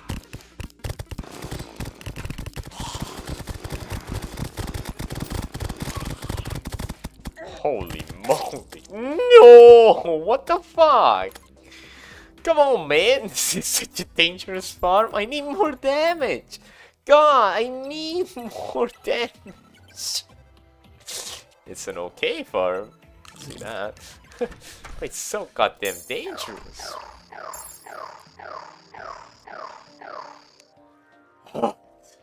Fucking hell.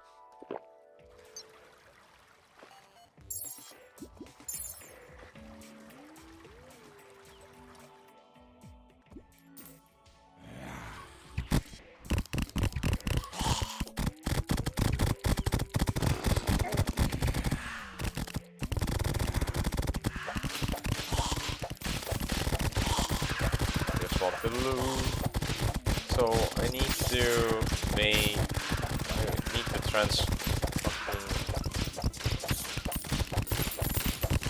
this gold down here.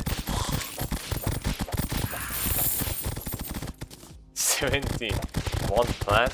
God.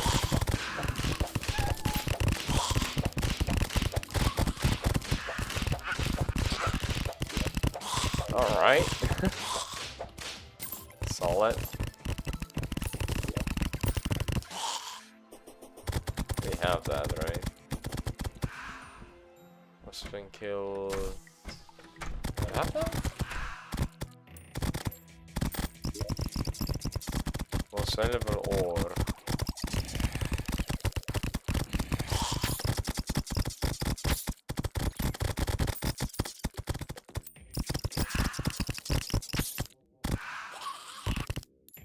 Yeah, have that. Kill that.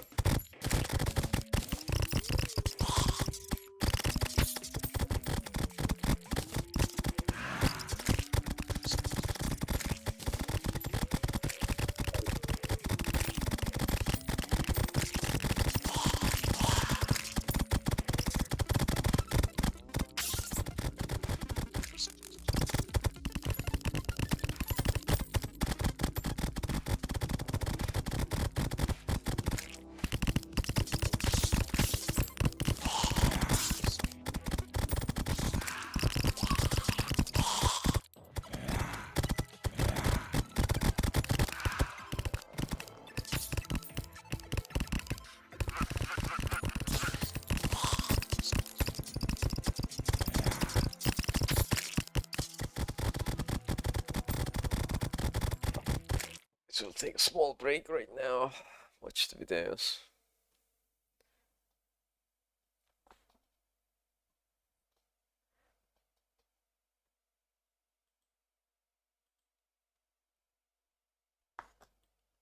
I watched this yesterday.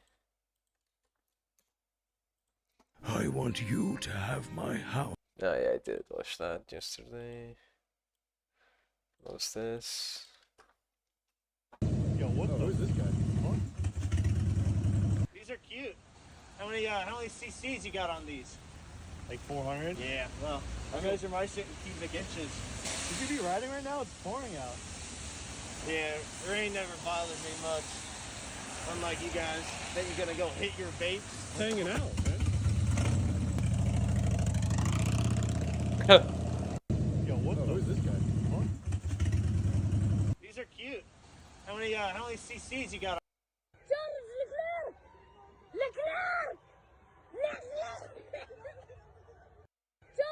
Okay. And what's this about PoE? How long is it? 30 minutes? Hi, 42. I'm Jonathan Rogers from Grinding Gear Games, and today we're here to showcase a new expansion for PoE 1. It's certainly been too long since we had one of these. Now, we had some struggles as a studio for a little while there, but we've got our shit together and we're back in action now. Path of Alright. Exile Secrets of the Atlas is coming out 1 week from now on the 13th of June. And we're Okay. committing right now to a 4-month cycle for both PoE 1 and 2. That means the next PoE 2 League will be in August, and the next PoE 1 League after that will be in October. Okay. Twitch drops are enabled on today's livestream, so you'll be able to claim your Skull of Undeath helmet skin by following the instructions below. This Skull of Undeath will track and show your total number of kills, deaths, and your KDR. Just because Path of Exile is in a first-person shooter doesn't mean this isn't important. Proudly or shamefully, link it to your friends, or in global chat to show it off. And with that, let's get to why you're here. Secrets of the Atlas. You can search 1,000 worlds and still never truly discover who you are. Trust me. I should know. But now, I seek something more tangible.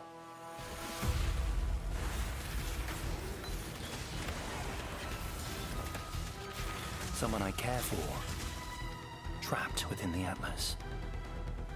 Reliving memories, made real. What have you done? Made grotesque, Huh. made foul. Okay. These manifestations must be destroyed. Their threads must be eradicated. I must have answers. We must find the originator. We must save my sister.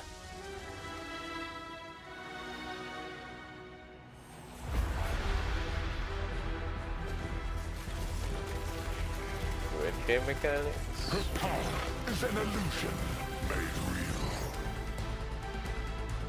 Crafting mechanic. Kingsmore. Runecraft. What? Look quick. Back. Corrupted blood cannot be inflicted on you. Okay.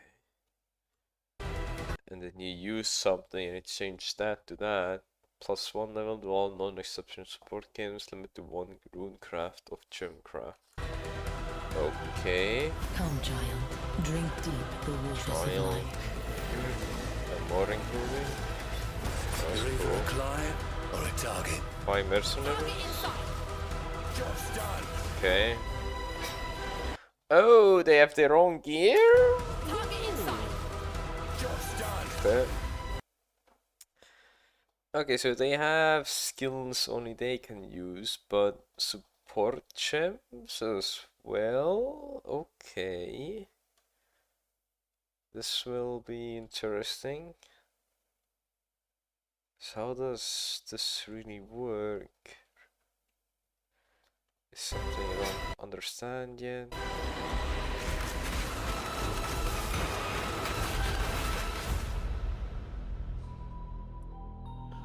Your sanity is not promised to you here. June 13. Hi, I'm Mark Roberts, game director on Path of Exile. As you just saw from the Not good. trailer, there's a lot to show you. Today, we will take you on a deep dive into the new Path of Exile In-game iteration of goals, Service of the Co-op, Trail League update, Quality of Life, Boskin Race event, don't care about that. Secrets of the Atlas in-game update.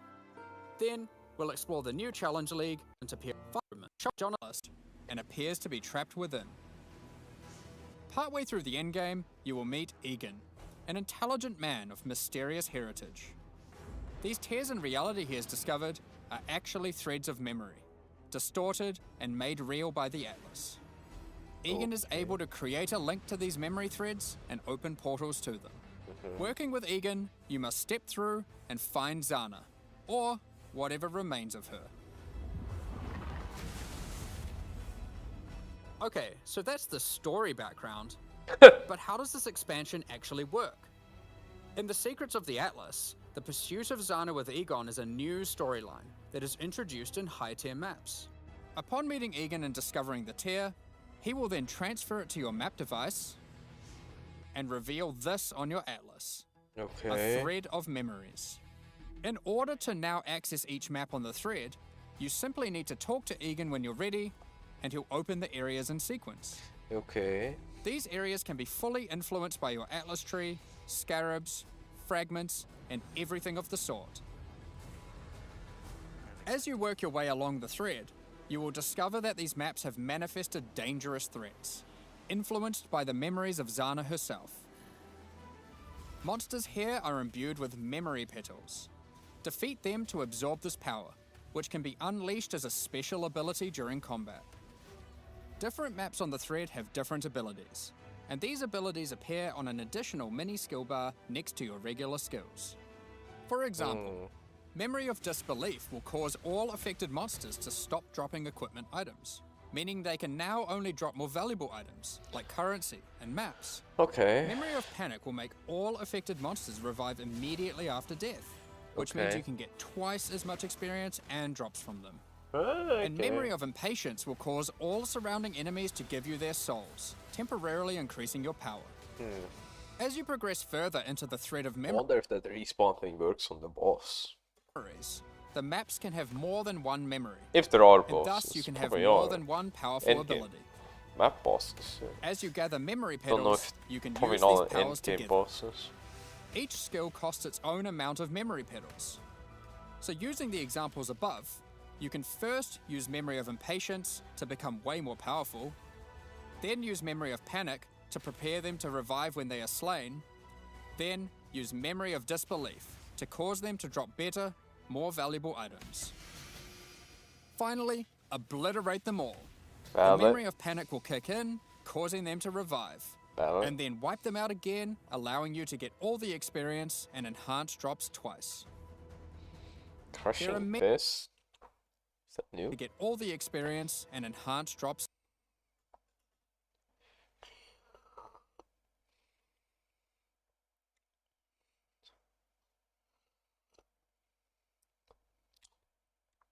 Cannot be used by default because it once for 2 seconds you block ahead, can't be evaded. I don't remember that.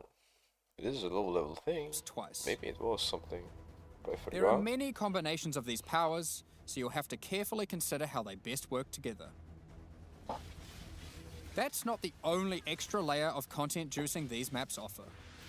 As you defeat the boss of each map along the thread, you are presented with an altar.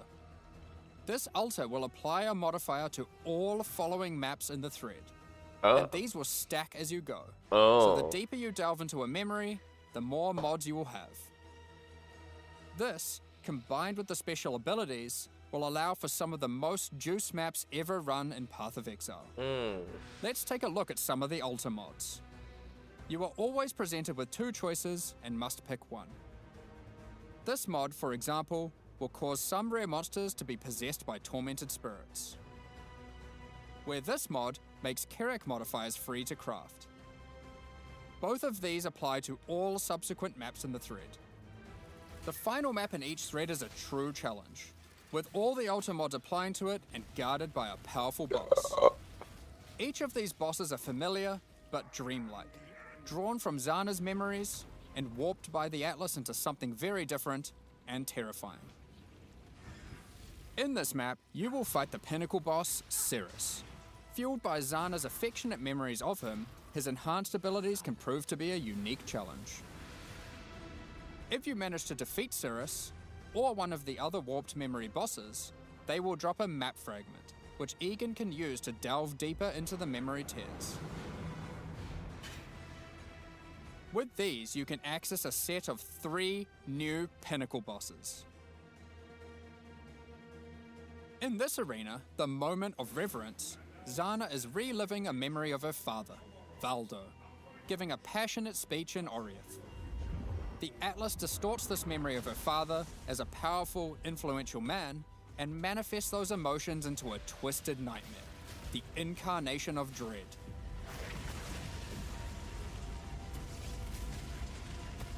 Another memory created is the incarnation of neglect and the incarnation of fear. Good luck, exiles. Of course, if you are brave and strong enough to defeat them, each of these new pinnacle bosses have new unique items befitting them. If you slay the incarnation, Trigger level 20 Starfall or melee crit chance. Don't know what Starfall is. Sounds like something new. All attributes, increase fist damage, crit chance, anything. Gain if you lost extra damage or random element. That is actually a good ass unique, I think. incarnation of fear, you might be lucky enough to find the Starcaller unique Abyssal Axe. We're gonna show this one because it's straight up badass. Great. The Starcaller Axe is a weapon that can Oh. harness the power of the stars themselves Yeah, but to does the deal immense star- damage. What does What makes the it damage shine, type however, of the is that on stars? melee crit, it casts Starfall, a Yeehaw. new skill.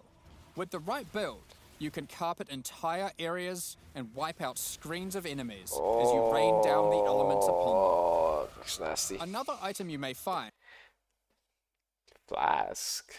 Increase the rate of items found. Maximum charges, increase charges per use, grants a random divination buff. and this one is my favorite, is Okay. the Wine of the Prophet unique Not flask. bad. It consumes a lot of charges, but every time you use it, you draw a random divination card. Oh yeah, it does. This card appears Jesus. above you and correlates to a powerful buff. If you draw the Escape card, you'll gain increased movement speed. Or maybe you'll draw the Doctor, which will cause you to gain the modifiers of slain rares you kill. Oh. Effectively, you can think of this unique as being many other uniques all in one. There are many, many cards to draw, each with varying degrees of power to grant. Okay, but let's get back to the Atlas. After defeating all 3 new Pinnacle bosses, you'll be able to find new memory-influenced Tier 16 maps. Okay. These maps come with the previously mentioned special abilities and monsters infused with memory petals, but can also roll the same modifiers typically found on Tier 17 maps, making them far more rewarding. With all these new memory maps comes a new item mechanic. Items in these maps can drop with memory strands, and will have a random amount up to 100. Okay. This does a few things. When you identify the item, it will increase the tiers of modifiers your item has. Generally speaking, the more memory strands, the better the item will be. Okay. On top of this, whenever you're crafting that item using currency orbs to replace or add modifiers, such as alterations, chaos, and so forth, it will consume some memory strands to make the crafted mods more powerful. The new Pinnacle bosses also drop new crafting currencies, which can be used to manipulate the amount of memory strands on an item. The Orb of Remembrance will let you add memory strands to any normal equipment. So if you have your perfect base to craft on, and it doesn't already have memory strands, you can add some before crafting it. The Orb of Unraveling will consume all remaining memory strands on an item to randomly upgrade its mod tiers. This orb's effectiveness is based on the number of memory strands it consumes. The Orb of Intention can be used on memory influence maps to reduce item drops, but improve the chance to find items with memory strands. In the process of adding these new currency items, we realized something was missing. The Shaper and the Elder did not have their own Exalted Orbs. This has now been rectified. Both bosses now have Exalted Orbs, which can add their influence to an item. Zana was there from the beginning, when the Shaper Pinnacle fight was first added. She helped defeat the Elder, and she was a critical part of the Conqueror's storyline. Okay. Now, with all 6 influence types having their own Exalted Orbs, the cycle is complete. It's almost as if we could now do some sort of new, epic, unique item to interact with them. In other news, there of course has to be Atlas passive tree support for this new endgame content. Let's take a look at a few things we're adding. The Grasp the Past notable passive skill increases the chance for the amount of memory strands on items dropped in your memory influence maps to be lucky. This means it will roll the number of memory strands twice, keeping the highest value. By allocating traumatic experience, remembered kindness, or educated upbringing, you'll decrease the chance of finding memory threads that lead to specific bosses, meaning you'll have better chances at finding the memory threads you would like to run. This is especially useful if you want to target farm a specific boss because of its unique item drops. In sum, the secrets of the Atlas will have you questioning what is real as you attempt to free Zana from warped memories scattered throughout the Atlas. You'll fight new Guardian and Pinnacle bosses tormenting her, find crazy new Pinnacle uniques, combine and unleash memory petal-empowered skills, juice maps to new heights, and craft powerful new items. While we were showing all the juicy rewards from the new endgame system, you might have noticed that a lot of gold was dropping. Let's talk about that. I didn't even notice. Gold was introduced during the Settlers of Calgar expansion. It funded the development and operations of King's March, along with various new features such as the currency exchange, the black market, and the passive respec system with Faustus. Those features offered by Faustus will be here to stay, along with some of the other services King's March has to offer. We'll get more into that later, but don't worry, King's March has already been completed.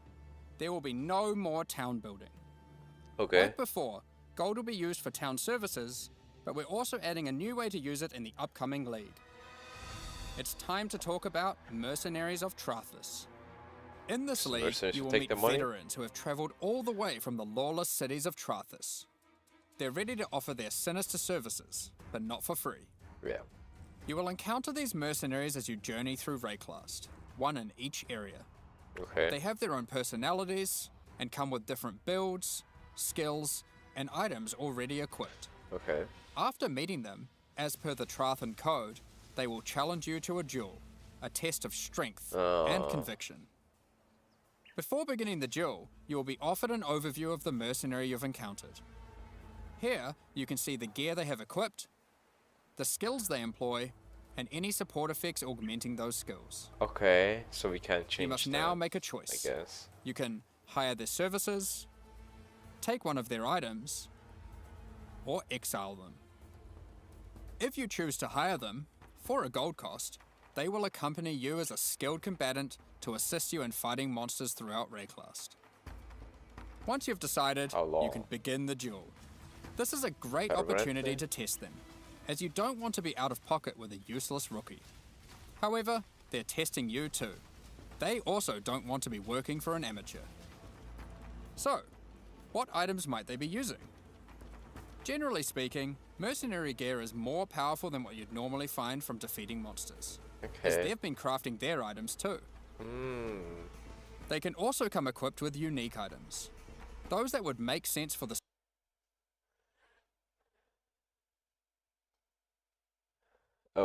skills they are using. There are even some new unique items that can only be obtained from defeating them. One such unique is Scorn Flux. These boots combine agility with the mastery of the arcane. While equipped, increases to cast speed from Arcane Surge also apply to movement speed, which is worth noting is now 20% inherently from Arcane Surge, up from 10. They also grant Arcane Surge when you use a movement skill. This allows for some speedy spellcasters. Sometimes you may meet particularly infamous Trathan mercenaries, bearing the name of their house. These mercenaries descend from the 4 major death trade families in Trathis. They are less common, but have far better items. And they are also the sole source of items with new, infamous modifiers, unseen before in Rayclast, such as these gloves, which convert all of your minions' fire damage to chaos damage. Wow. Or this helmet, which causes nearby enemies to take more physical damage as you gain more fortification. Oh. If you're not swayed by any of their equipped gear, however, you can always challenge them for the contents of their pockets. If you lose the duel, don't worry. You don't need to give them an item. You aren't bound to Trathan tradition like they are. However, you are bound to Rayclast tradition, so you'll just die. Almost at me. Okay. Well, not really. While playing in a party, each player can decide whether or not they want to participate in combat against the mercenary. For each player that opts in, the mercenary gets more difficult. But if they're defeated, each player has a 50% chance to get a random reward, which is usually currency items from the mercenary's pouch. Alternatively, party members that opt out of the fight can spectate and cheer you on. Or they might wish for your demise, so they can pick up that allocated divine waiting off screen. Dead. Good. Let's say you won the duel, like their items, and have decided to hire them. What combat skills do they bring to the table? Each mercenary has an archetype.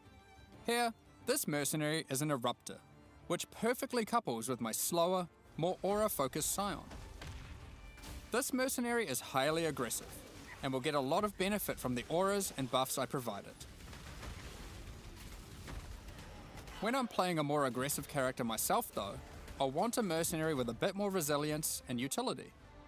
I've just run into a Striker, who can spawn with Vigilant Strike, and if you're lucky, a very rare golden support that causes the Fortify granted by his Vigilant Strike to apply to me as well. He will also frequently use Enduring Cry, taunting enemies off of me, and operating as a tanky frontline while I blitz off damage from the back. Sometimes when you fight a mercenary, you may notice the skills they're using are different from normal. For example, this sniper is using a Trathan version of Siege Ballista. If you're lucky, you will be able to select it as your reward when challenging them, then defeat them, and they'll drop the Trathan gem as promised. Okay. You can only have one mercenary accompanying you at a time, but up to 3 total in your service. The other 2 will wait patiently in town. Okay. Having varied options is useful, as there may be situations where you need specific backup, like a difficult boss fight. Any of your mercenaries you have active, or in your reserves, can have their equipment replaced with items of your choosing. They don't level up, so you will want to be looking out for more skilled and more powerful mercenaries as you advance through the campaign and endgame. If your mercenary falls in combat, you will need to return to town and spend some gold on healing supplies to get them back on their feet. Then perhaps consider giving them some upgrades, if you think it's deserved. What's that? Then 1000 perhaps maximum consider HP. giving Has no plus 5%. Okay. them some upgrades, if you think it's deserved. I just wanted to clarify, mercenaries do not lose their equipment when defeated. If your merc buddy consistently fails you, you can just dismiss them and find a new, more resilient ally. Of 78. I'll take the gear off. Okay, yeah, that's good. You walk your path, I'll walk mine. Okay. Earlier, I mentioned you could exile mercenaries. If you keep running into a mercenary archetype and you think, man, this guy stinks, their gear is trash and they have no auras, you can then choose to exile them. If you win the duel, they'll be forced to leave with their tail between their legs, and you won't encounter that archetype again for a while. Oh. Now, alongside these new Trathan arrivals, we shouldn't forget about the recent Kalguran ones too. As we mentioned earlier, the Settlers update introduced gold-based respeccing of passive points. You can now do so by talking to a number of NPCs throughout Rayclast, starting with Bestil and Lionized Watch. Okay. Black market item gambling, previously just available in Kingsmarch, is now available in each town at the same NPC. This lets you buy randomly generated item bases for gold. Very useful if you're stuck for upgrades or searching for a specific unique. The currency exchange will be returning too. Starting from Lionized Watch in Act 6, you'll be able to find Faustus, who can help facilitate these trades. Now, after almost a year of building, Johan is finally satisfied with the upgrades made to the town, and now its services can be used to their full effect. Kingsmarch is going core, but there will be no more town building. As you start running maps in the endgame, you'll start to find different ore veins, which Kalguran workers can mine for you. The shipping mechanic invites you to send these ores and crops to Karui and Kalguran ports, and they'll return rewards in kind. By sending shipments, you'll receive different items, but by sending to Karui ports, you will also receive tattoos, which can be used on your passive tree to change what stats they grant. The Kalguran ports will be sending back rune grafts, which is a new passive tree mechanic that replaces the runesmithing service previously offered by the town. These are similar to tattoos, but instead of replacing stat nodes, they replace a passive tree mastery node. For example, Runegraft of the Bound reduces bonuses gained from boots, but increases bonuses gained from gloves. Runegraft of the River has a chance to recover your life to full if you reach low life. And the Runegraft of Time, which has a chance for your cooldown skills to instantly recover from their cooldown, which I will note includes cooldowns on your triggers, just in case you wanted to trigger even more spells. There are many other rune grafts which cover a wide range of different builds and stats.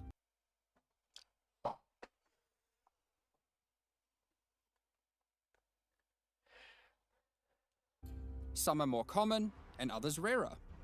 You can only use one of a given type at a time, but you can use them on any mastery on your passive tree, which can be particularly useful for off-class investment. Isla has continued to make modifications to the Recombinator. She has developed a new method of recombination that you may recognize from Path of Exile 2. For those unfamiliar, this method allows you to decide which modifiers on the two input items you want to try merge together, and it has a success chance you can see. This method can result in the items being destroyed. However, it is a good option to use when trying to create items with fewer mods to use as crafting projects. Wow. Given the existing recombinating mechanic was very powerful for top-end crafting, we didn't want to remove it. We have kept it, and you can now choose to use it the old way or the new way. By letting fate decide, it will combine the two items randomly, There is no risk of destroying either item, but it will be less predictable. Okay. As Settlers is now a core mechanic, we've also added Atlas passive tree support. For example, if you wanted to gather more Verisium ore, you could take this notable. Each ore has a similar node. Refiner's Bargain converts items dropped by possessed monsters into thaumaturgic dust, sulfite into random ores, and life force into random crops. We've also added a set of Kalguran scarabs, so you can add more ore deposits, increase the rarity of monsters that guard ore deposits to at least magic, or gather smelted bars from ore you mark instead of ores. To sum it all up, Kingsmarch is now a thriving town where you can employ a swath of workers to collect resources, refine ores, craft items, and run maps for you. Send shipments of resources in exchange for tattoos and rune grafts, using those to modify your passive tree to an extent never seen before. Following on from that, we've also made a substantial rework to another important mechanic, Betrayal. As a refresher, and to explain to new players, let's briefly explain what Betrayal is. Betrayal is a mechanic introduced in Act 9 and tells the story of Jun Ortoi and her investigation of the Immortal Syndicate. This is a mysterious group of exiles who can seemingly come back from death.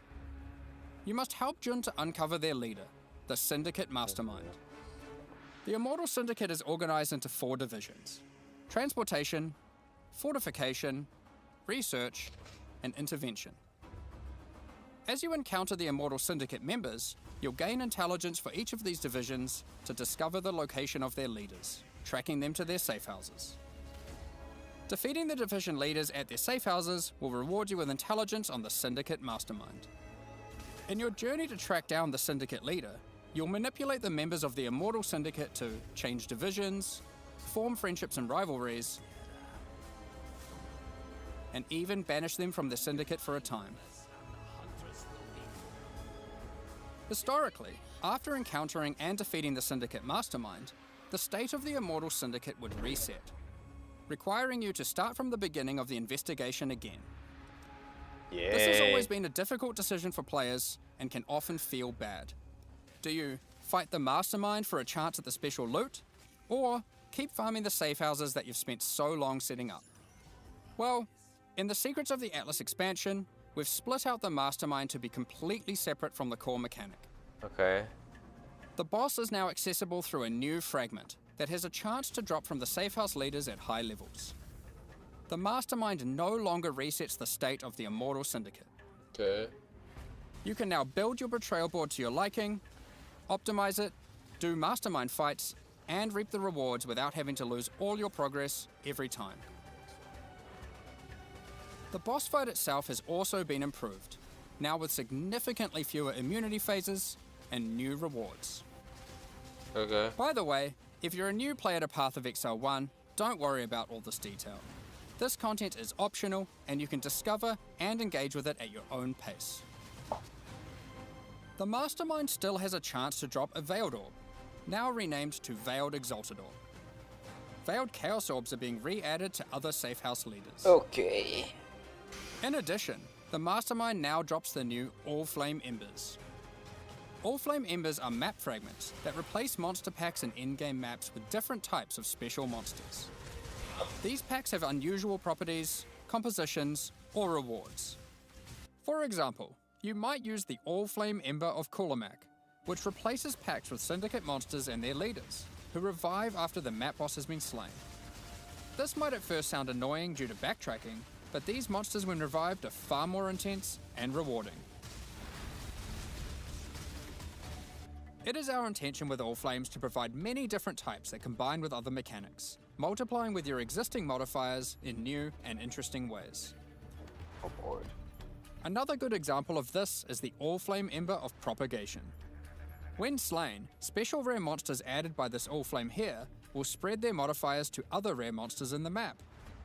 This can be useful when trying to create singular, very powerful, and very rewarding monsters.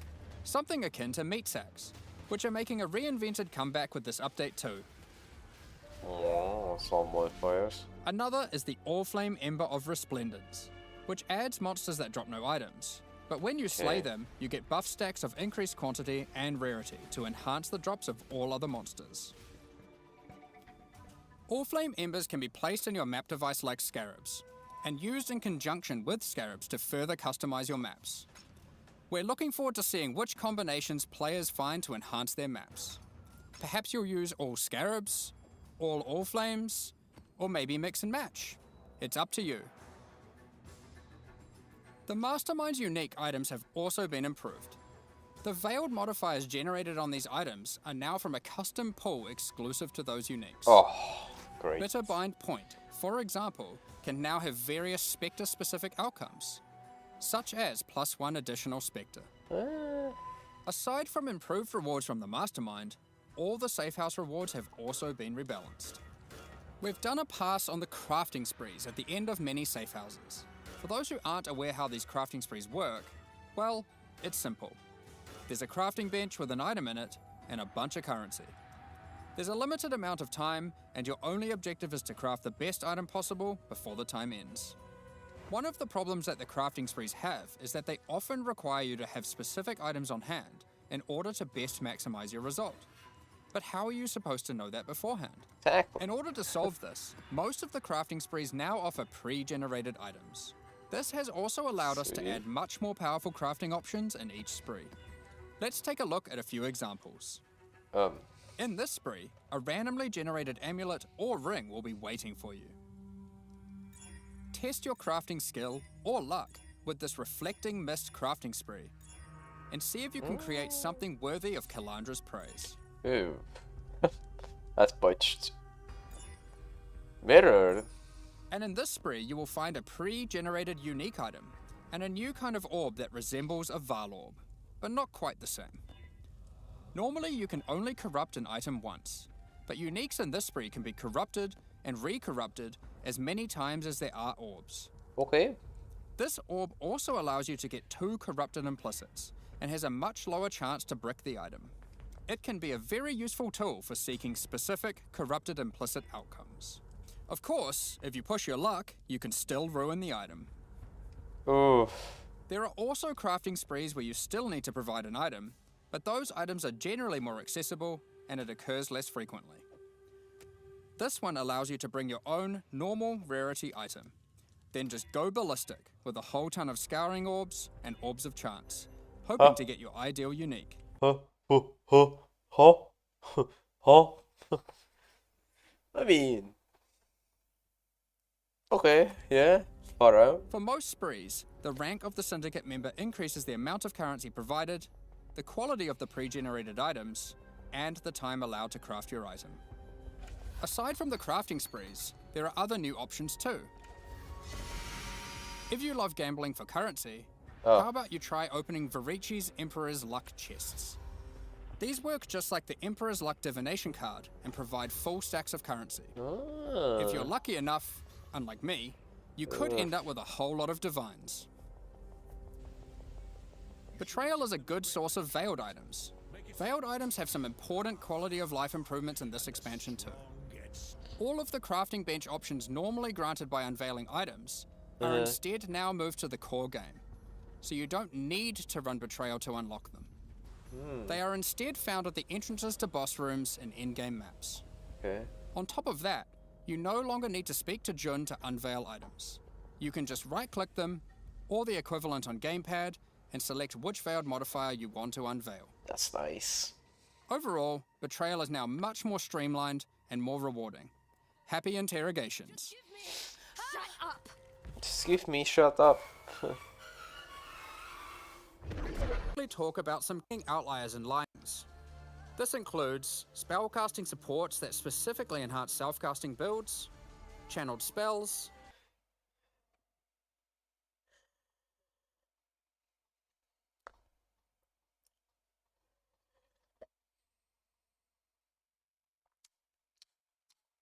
Okay.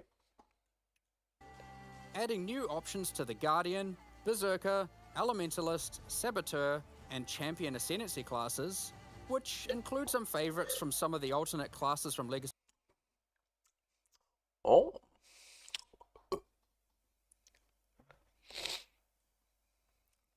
a Freesia, and buffing a whole Per blade vortex.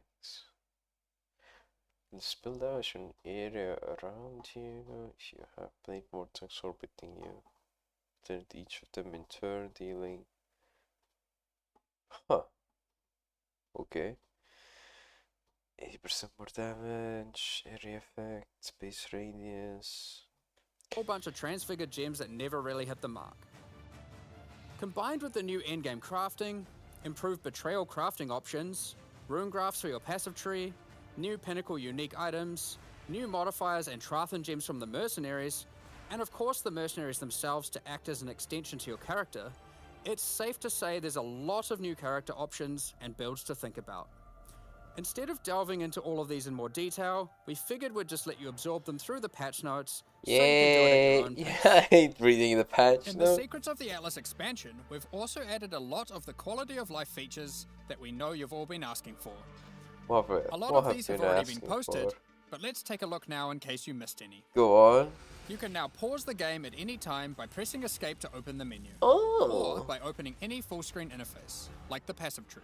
Oh. You'll also be paused if any lag is detected or if you disconnect. It's worth noting that in certain pinnacle arenas, a debuff will be applied to you that prevents you from pausing. A debuff. We're Debuff. also making a change to how you use currency items on strongboxes and monsters imprisoned in essences. Based on the currency in your inventory and the state of the strongbox, these buttons will appear. It's gonna be nice. Valuable currency like divine orbs have been excluded from this as it would often be wasteful to use in this context. The same applies to essences with the remnant of corruption currency. Orbs of Horizon have been updated.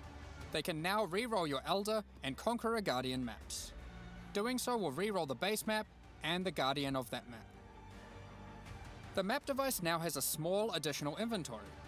This is particularly useful if you're rolling many maps to run in sequence, or if you want to use varying amounts of scarabs or other map fragments. Oh, okay. During breach encounters, all the splinters will be automatically collected and dropped at the end of the breach. Nice. On gamepads, we have separated the targeting of monsters and non-monsters, so you are able to target them independently. I mean, This removes a bunch of frustration when you are trying to interact with objects in the world and monsters are nearby. You no longer have to kill all of them first. Vendor windows will now remember your last search. This is remembered until you log out and is remembered on a per NPC basis. The amount of characters you can type in the search field has also been increased. character limit. When using currency items, after right-clicking them, it will highlight all other items which that currency can be used on. Did it do that in the There are past? many other quality of life improvements, so keep an eye on the patch notes after this livestream concludes. Alongside the launch of Secrets of the Atlas, we are hosting a So is this the end? Yep. Sorry, stop watching. I mean, alright. Pretty nice.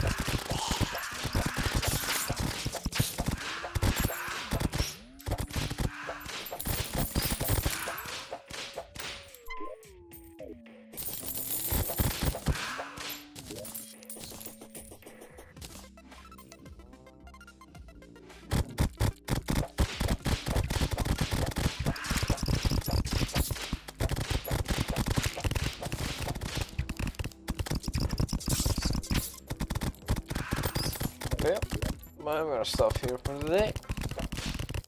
Not bad. I forgot to put that on coin pickup range. Oh well. I would boost my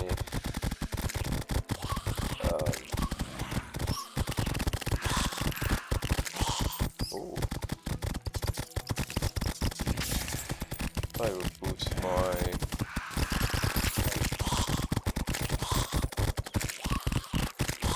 gold general. I can't see that. Oof.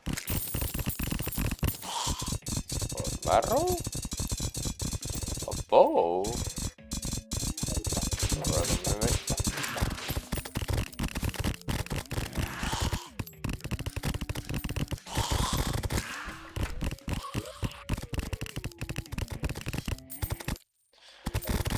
Right, I need to end though. Gonna Google that marrow before I go though.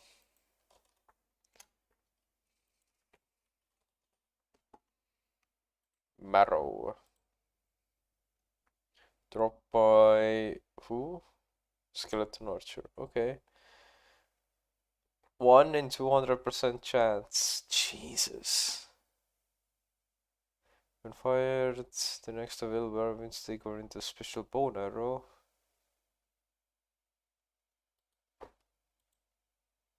%9 crit chance.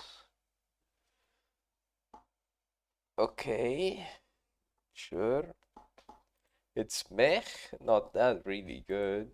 Good if you're getting the bow for the first time. But yeah, definitely done for today. Probably do more tomorrow or whatever. We'll see. But yeah, that is it for today. Bye bye.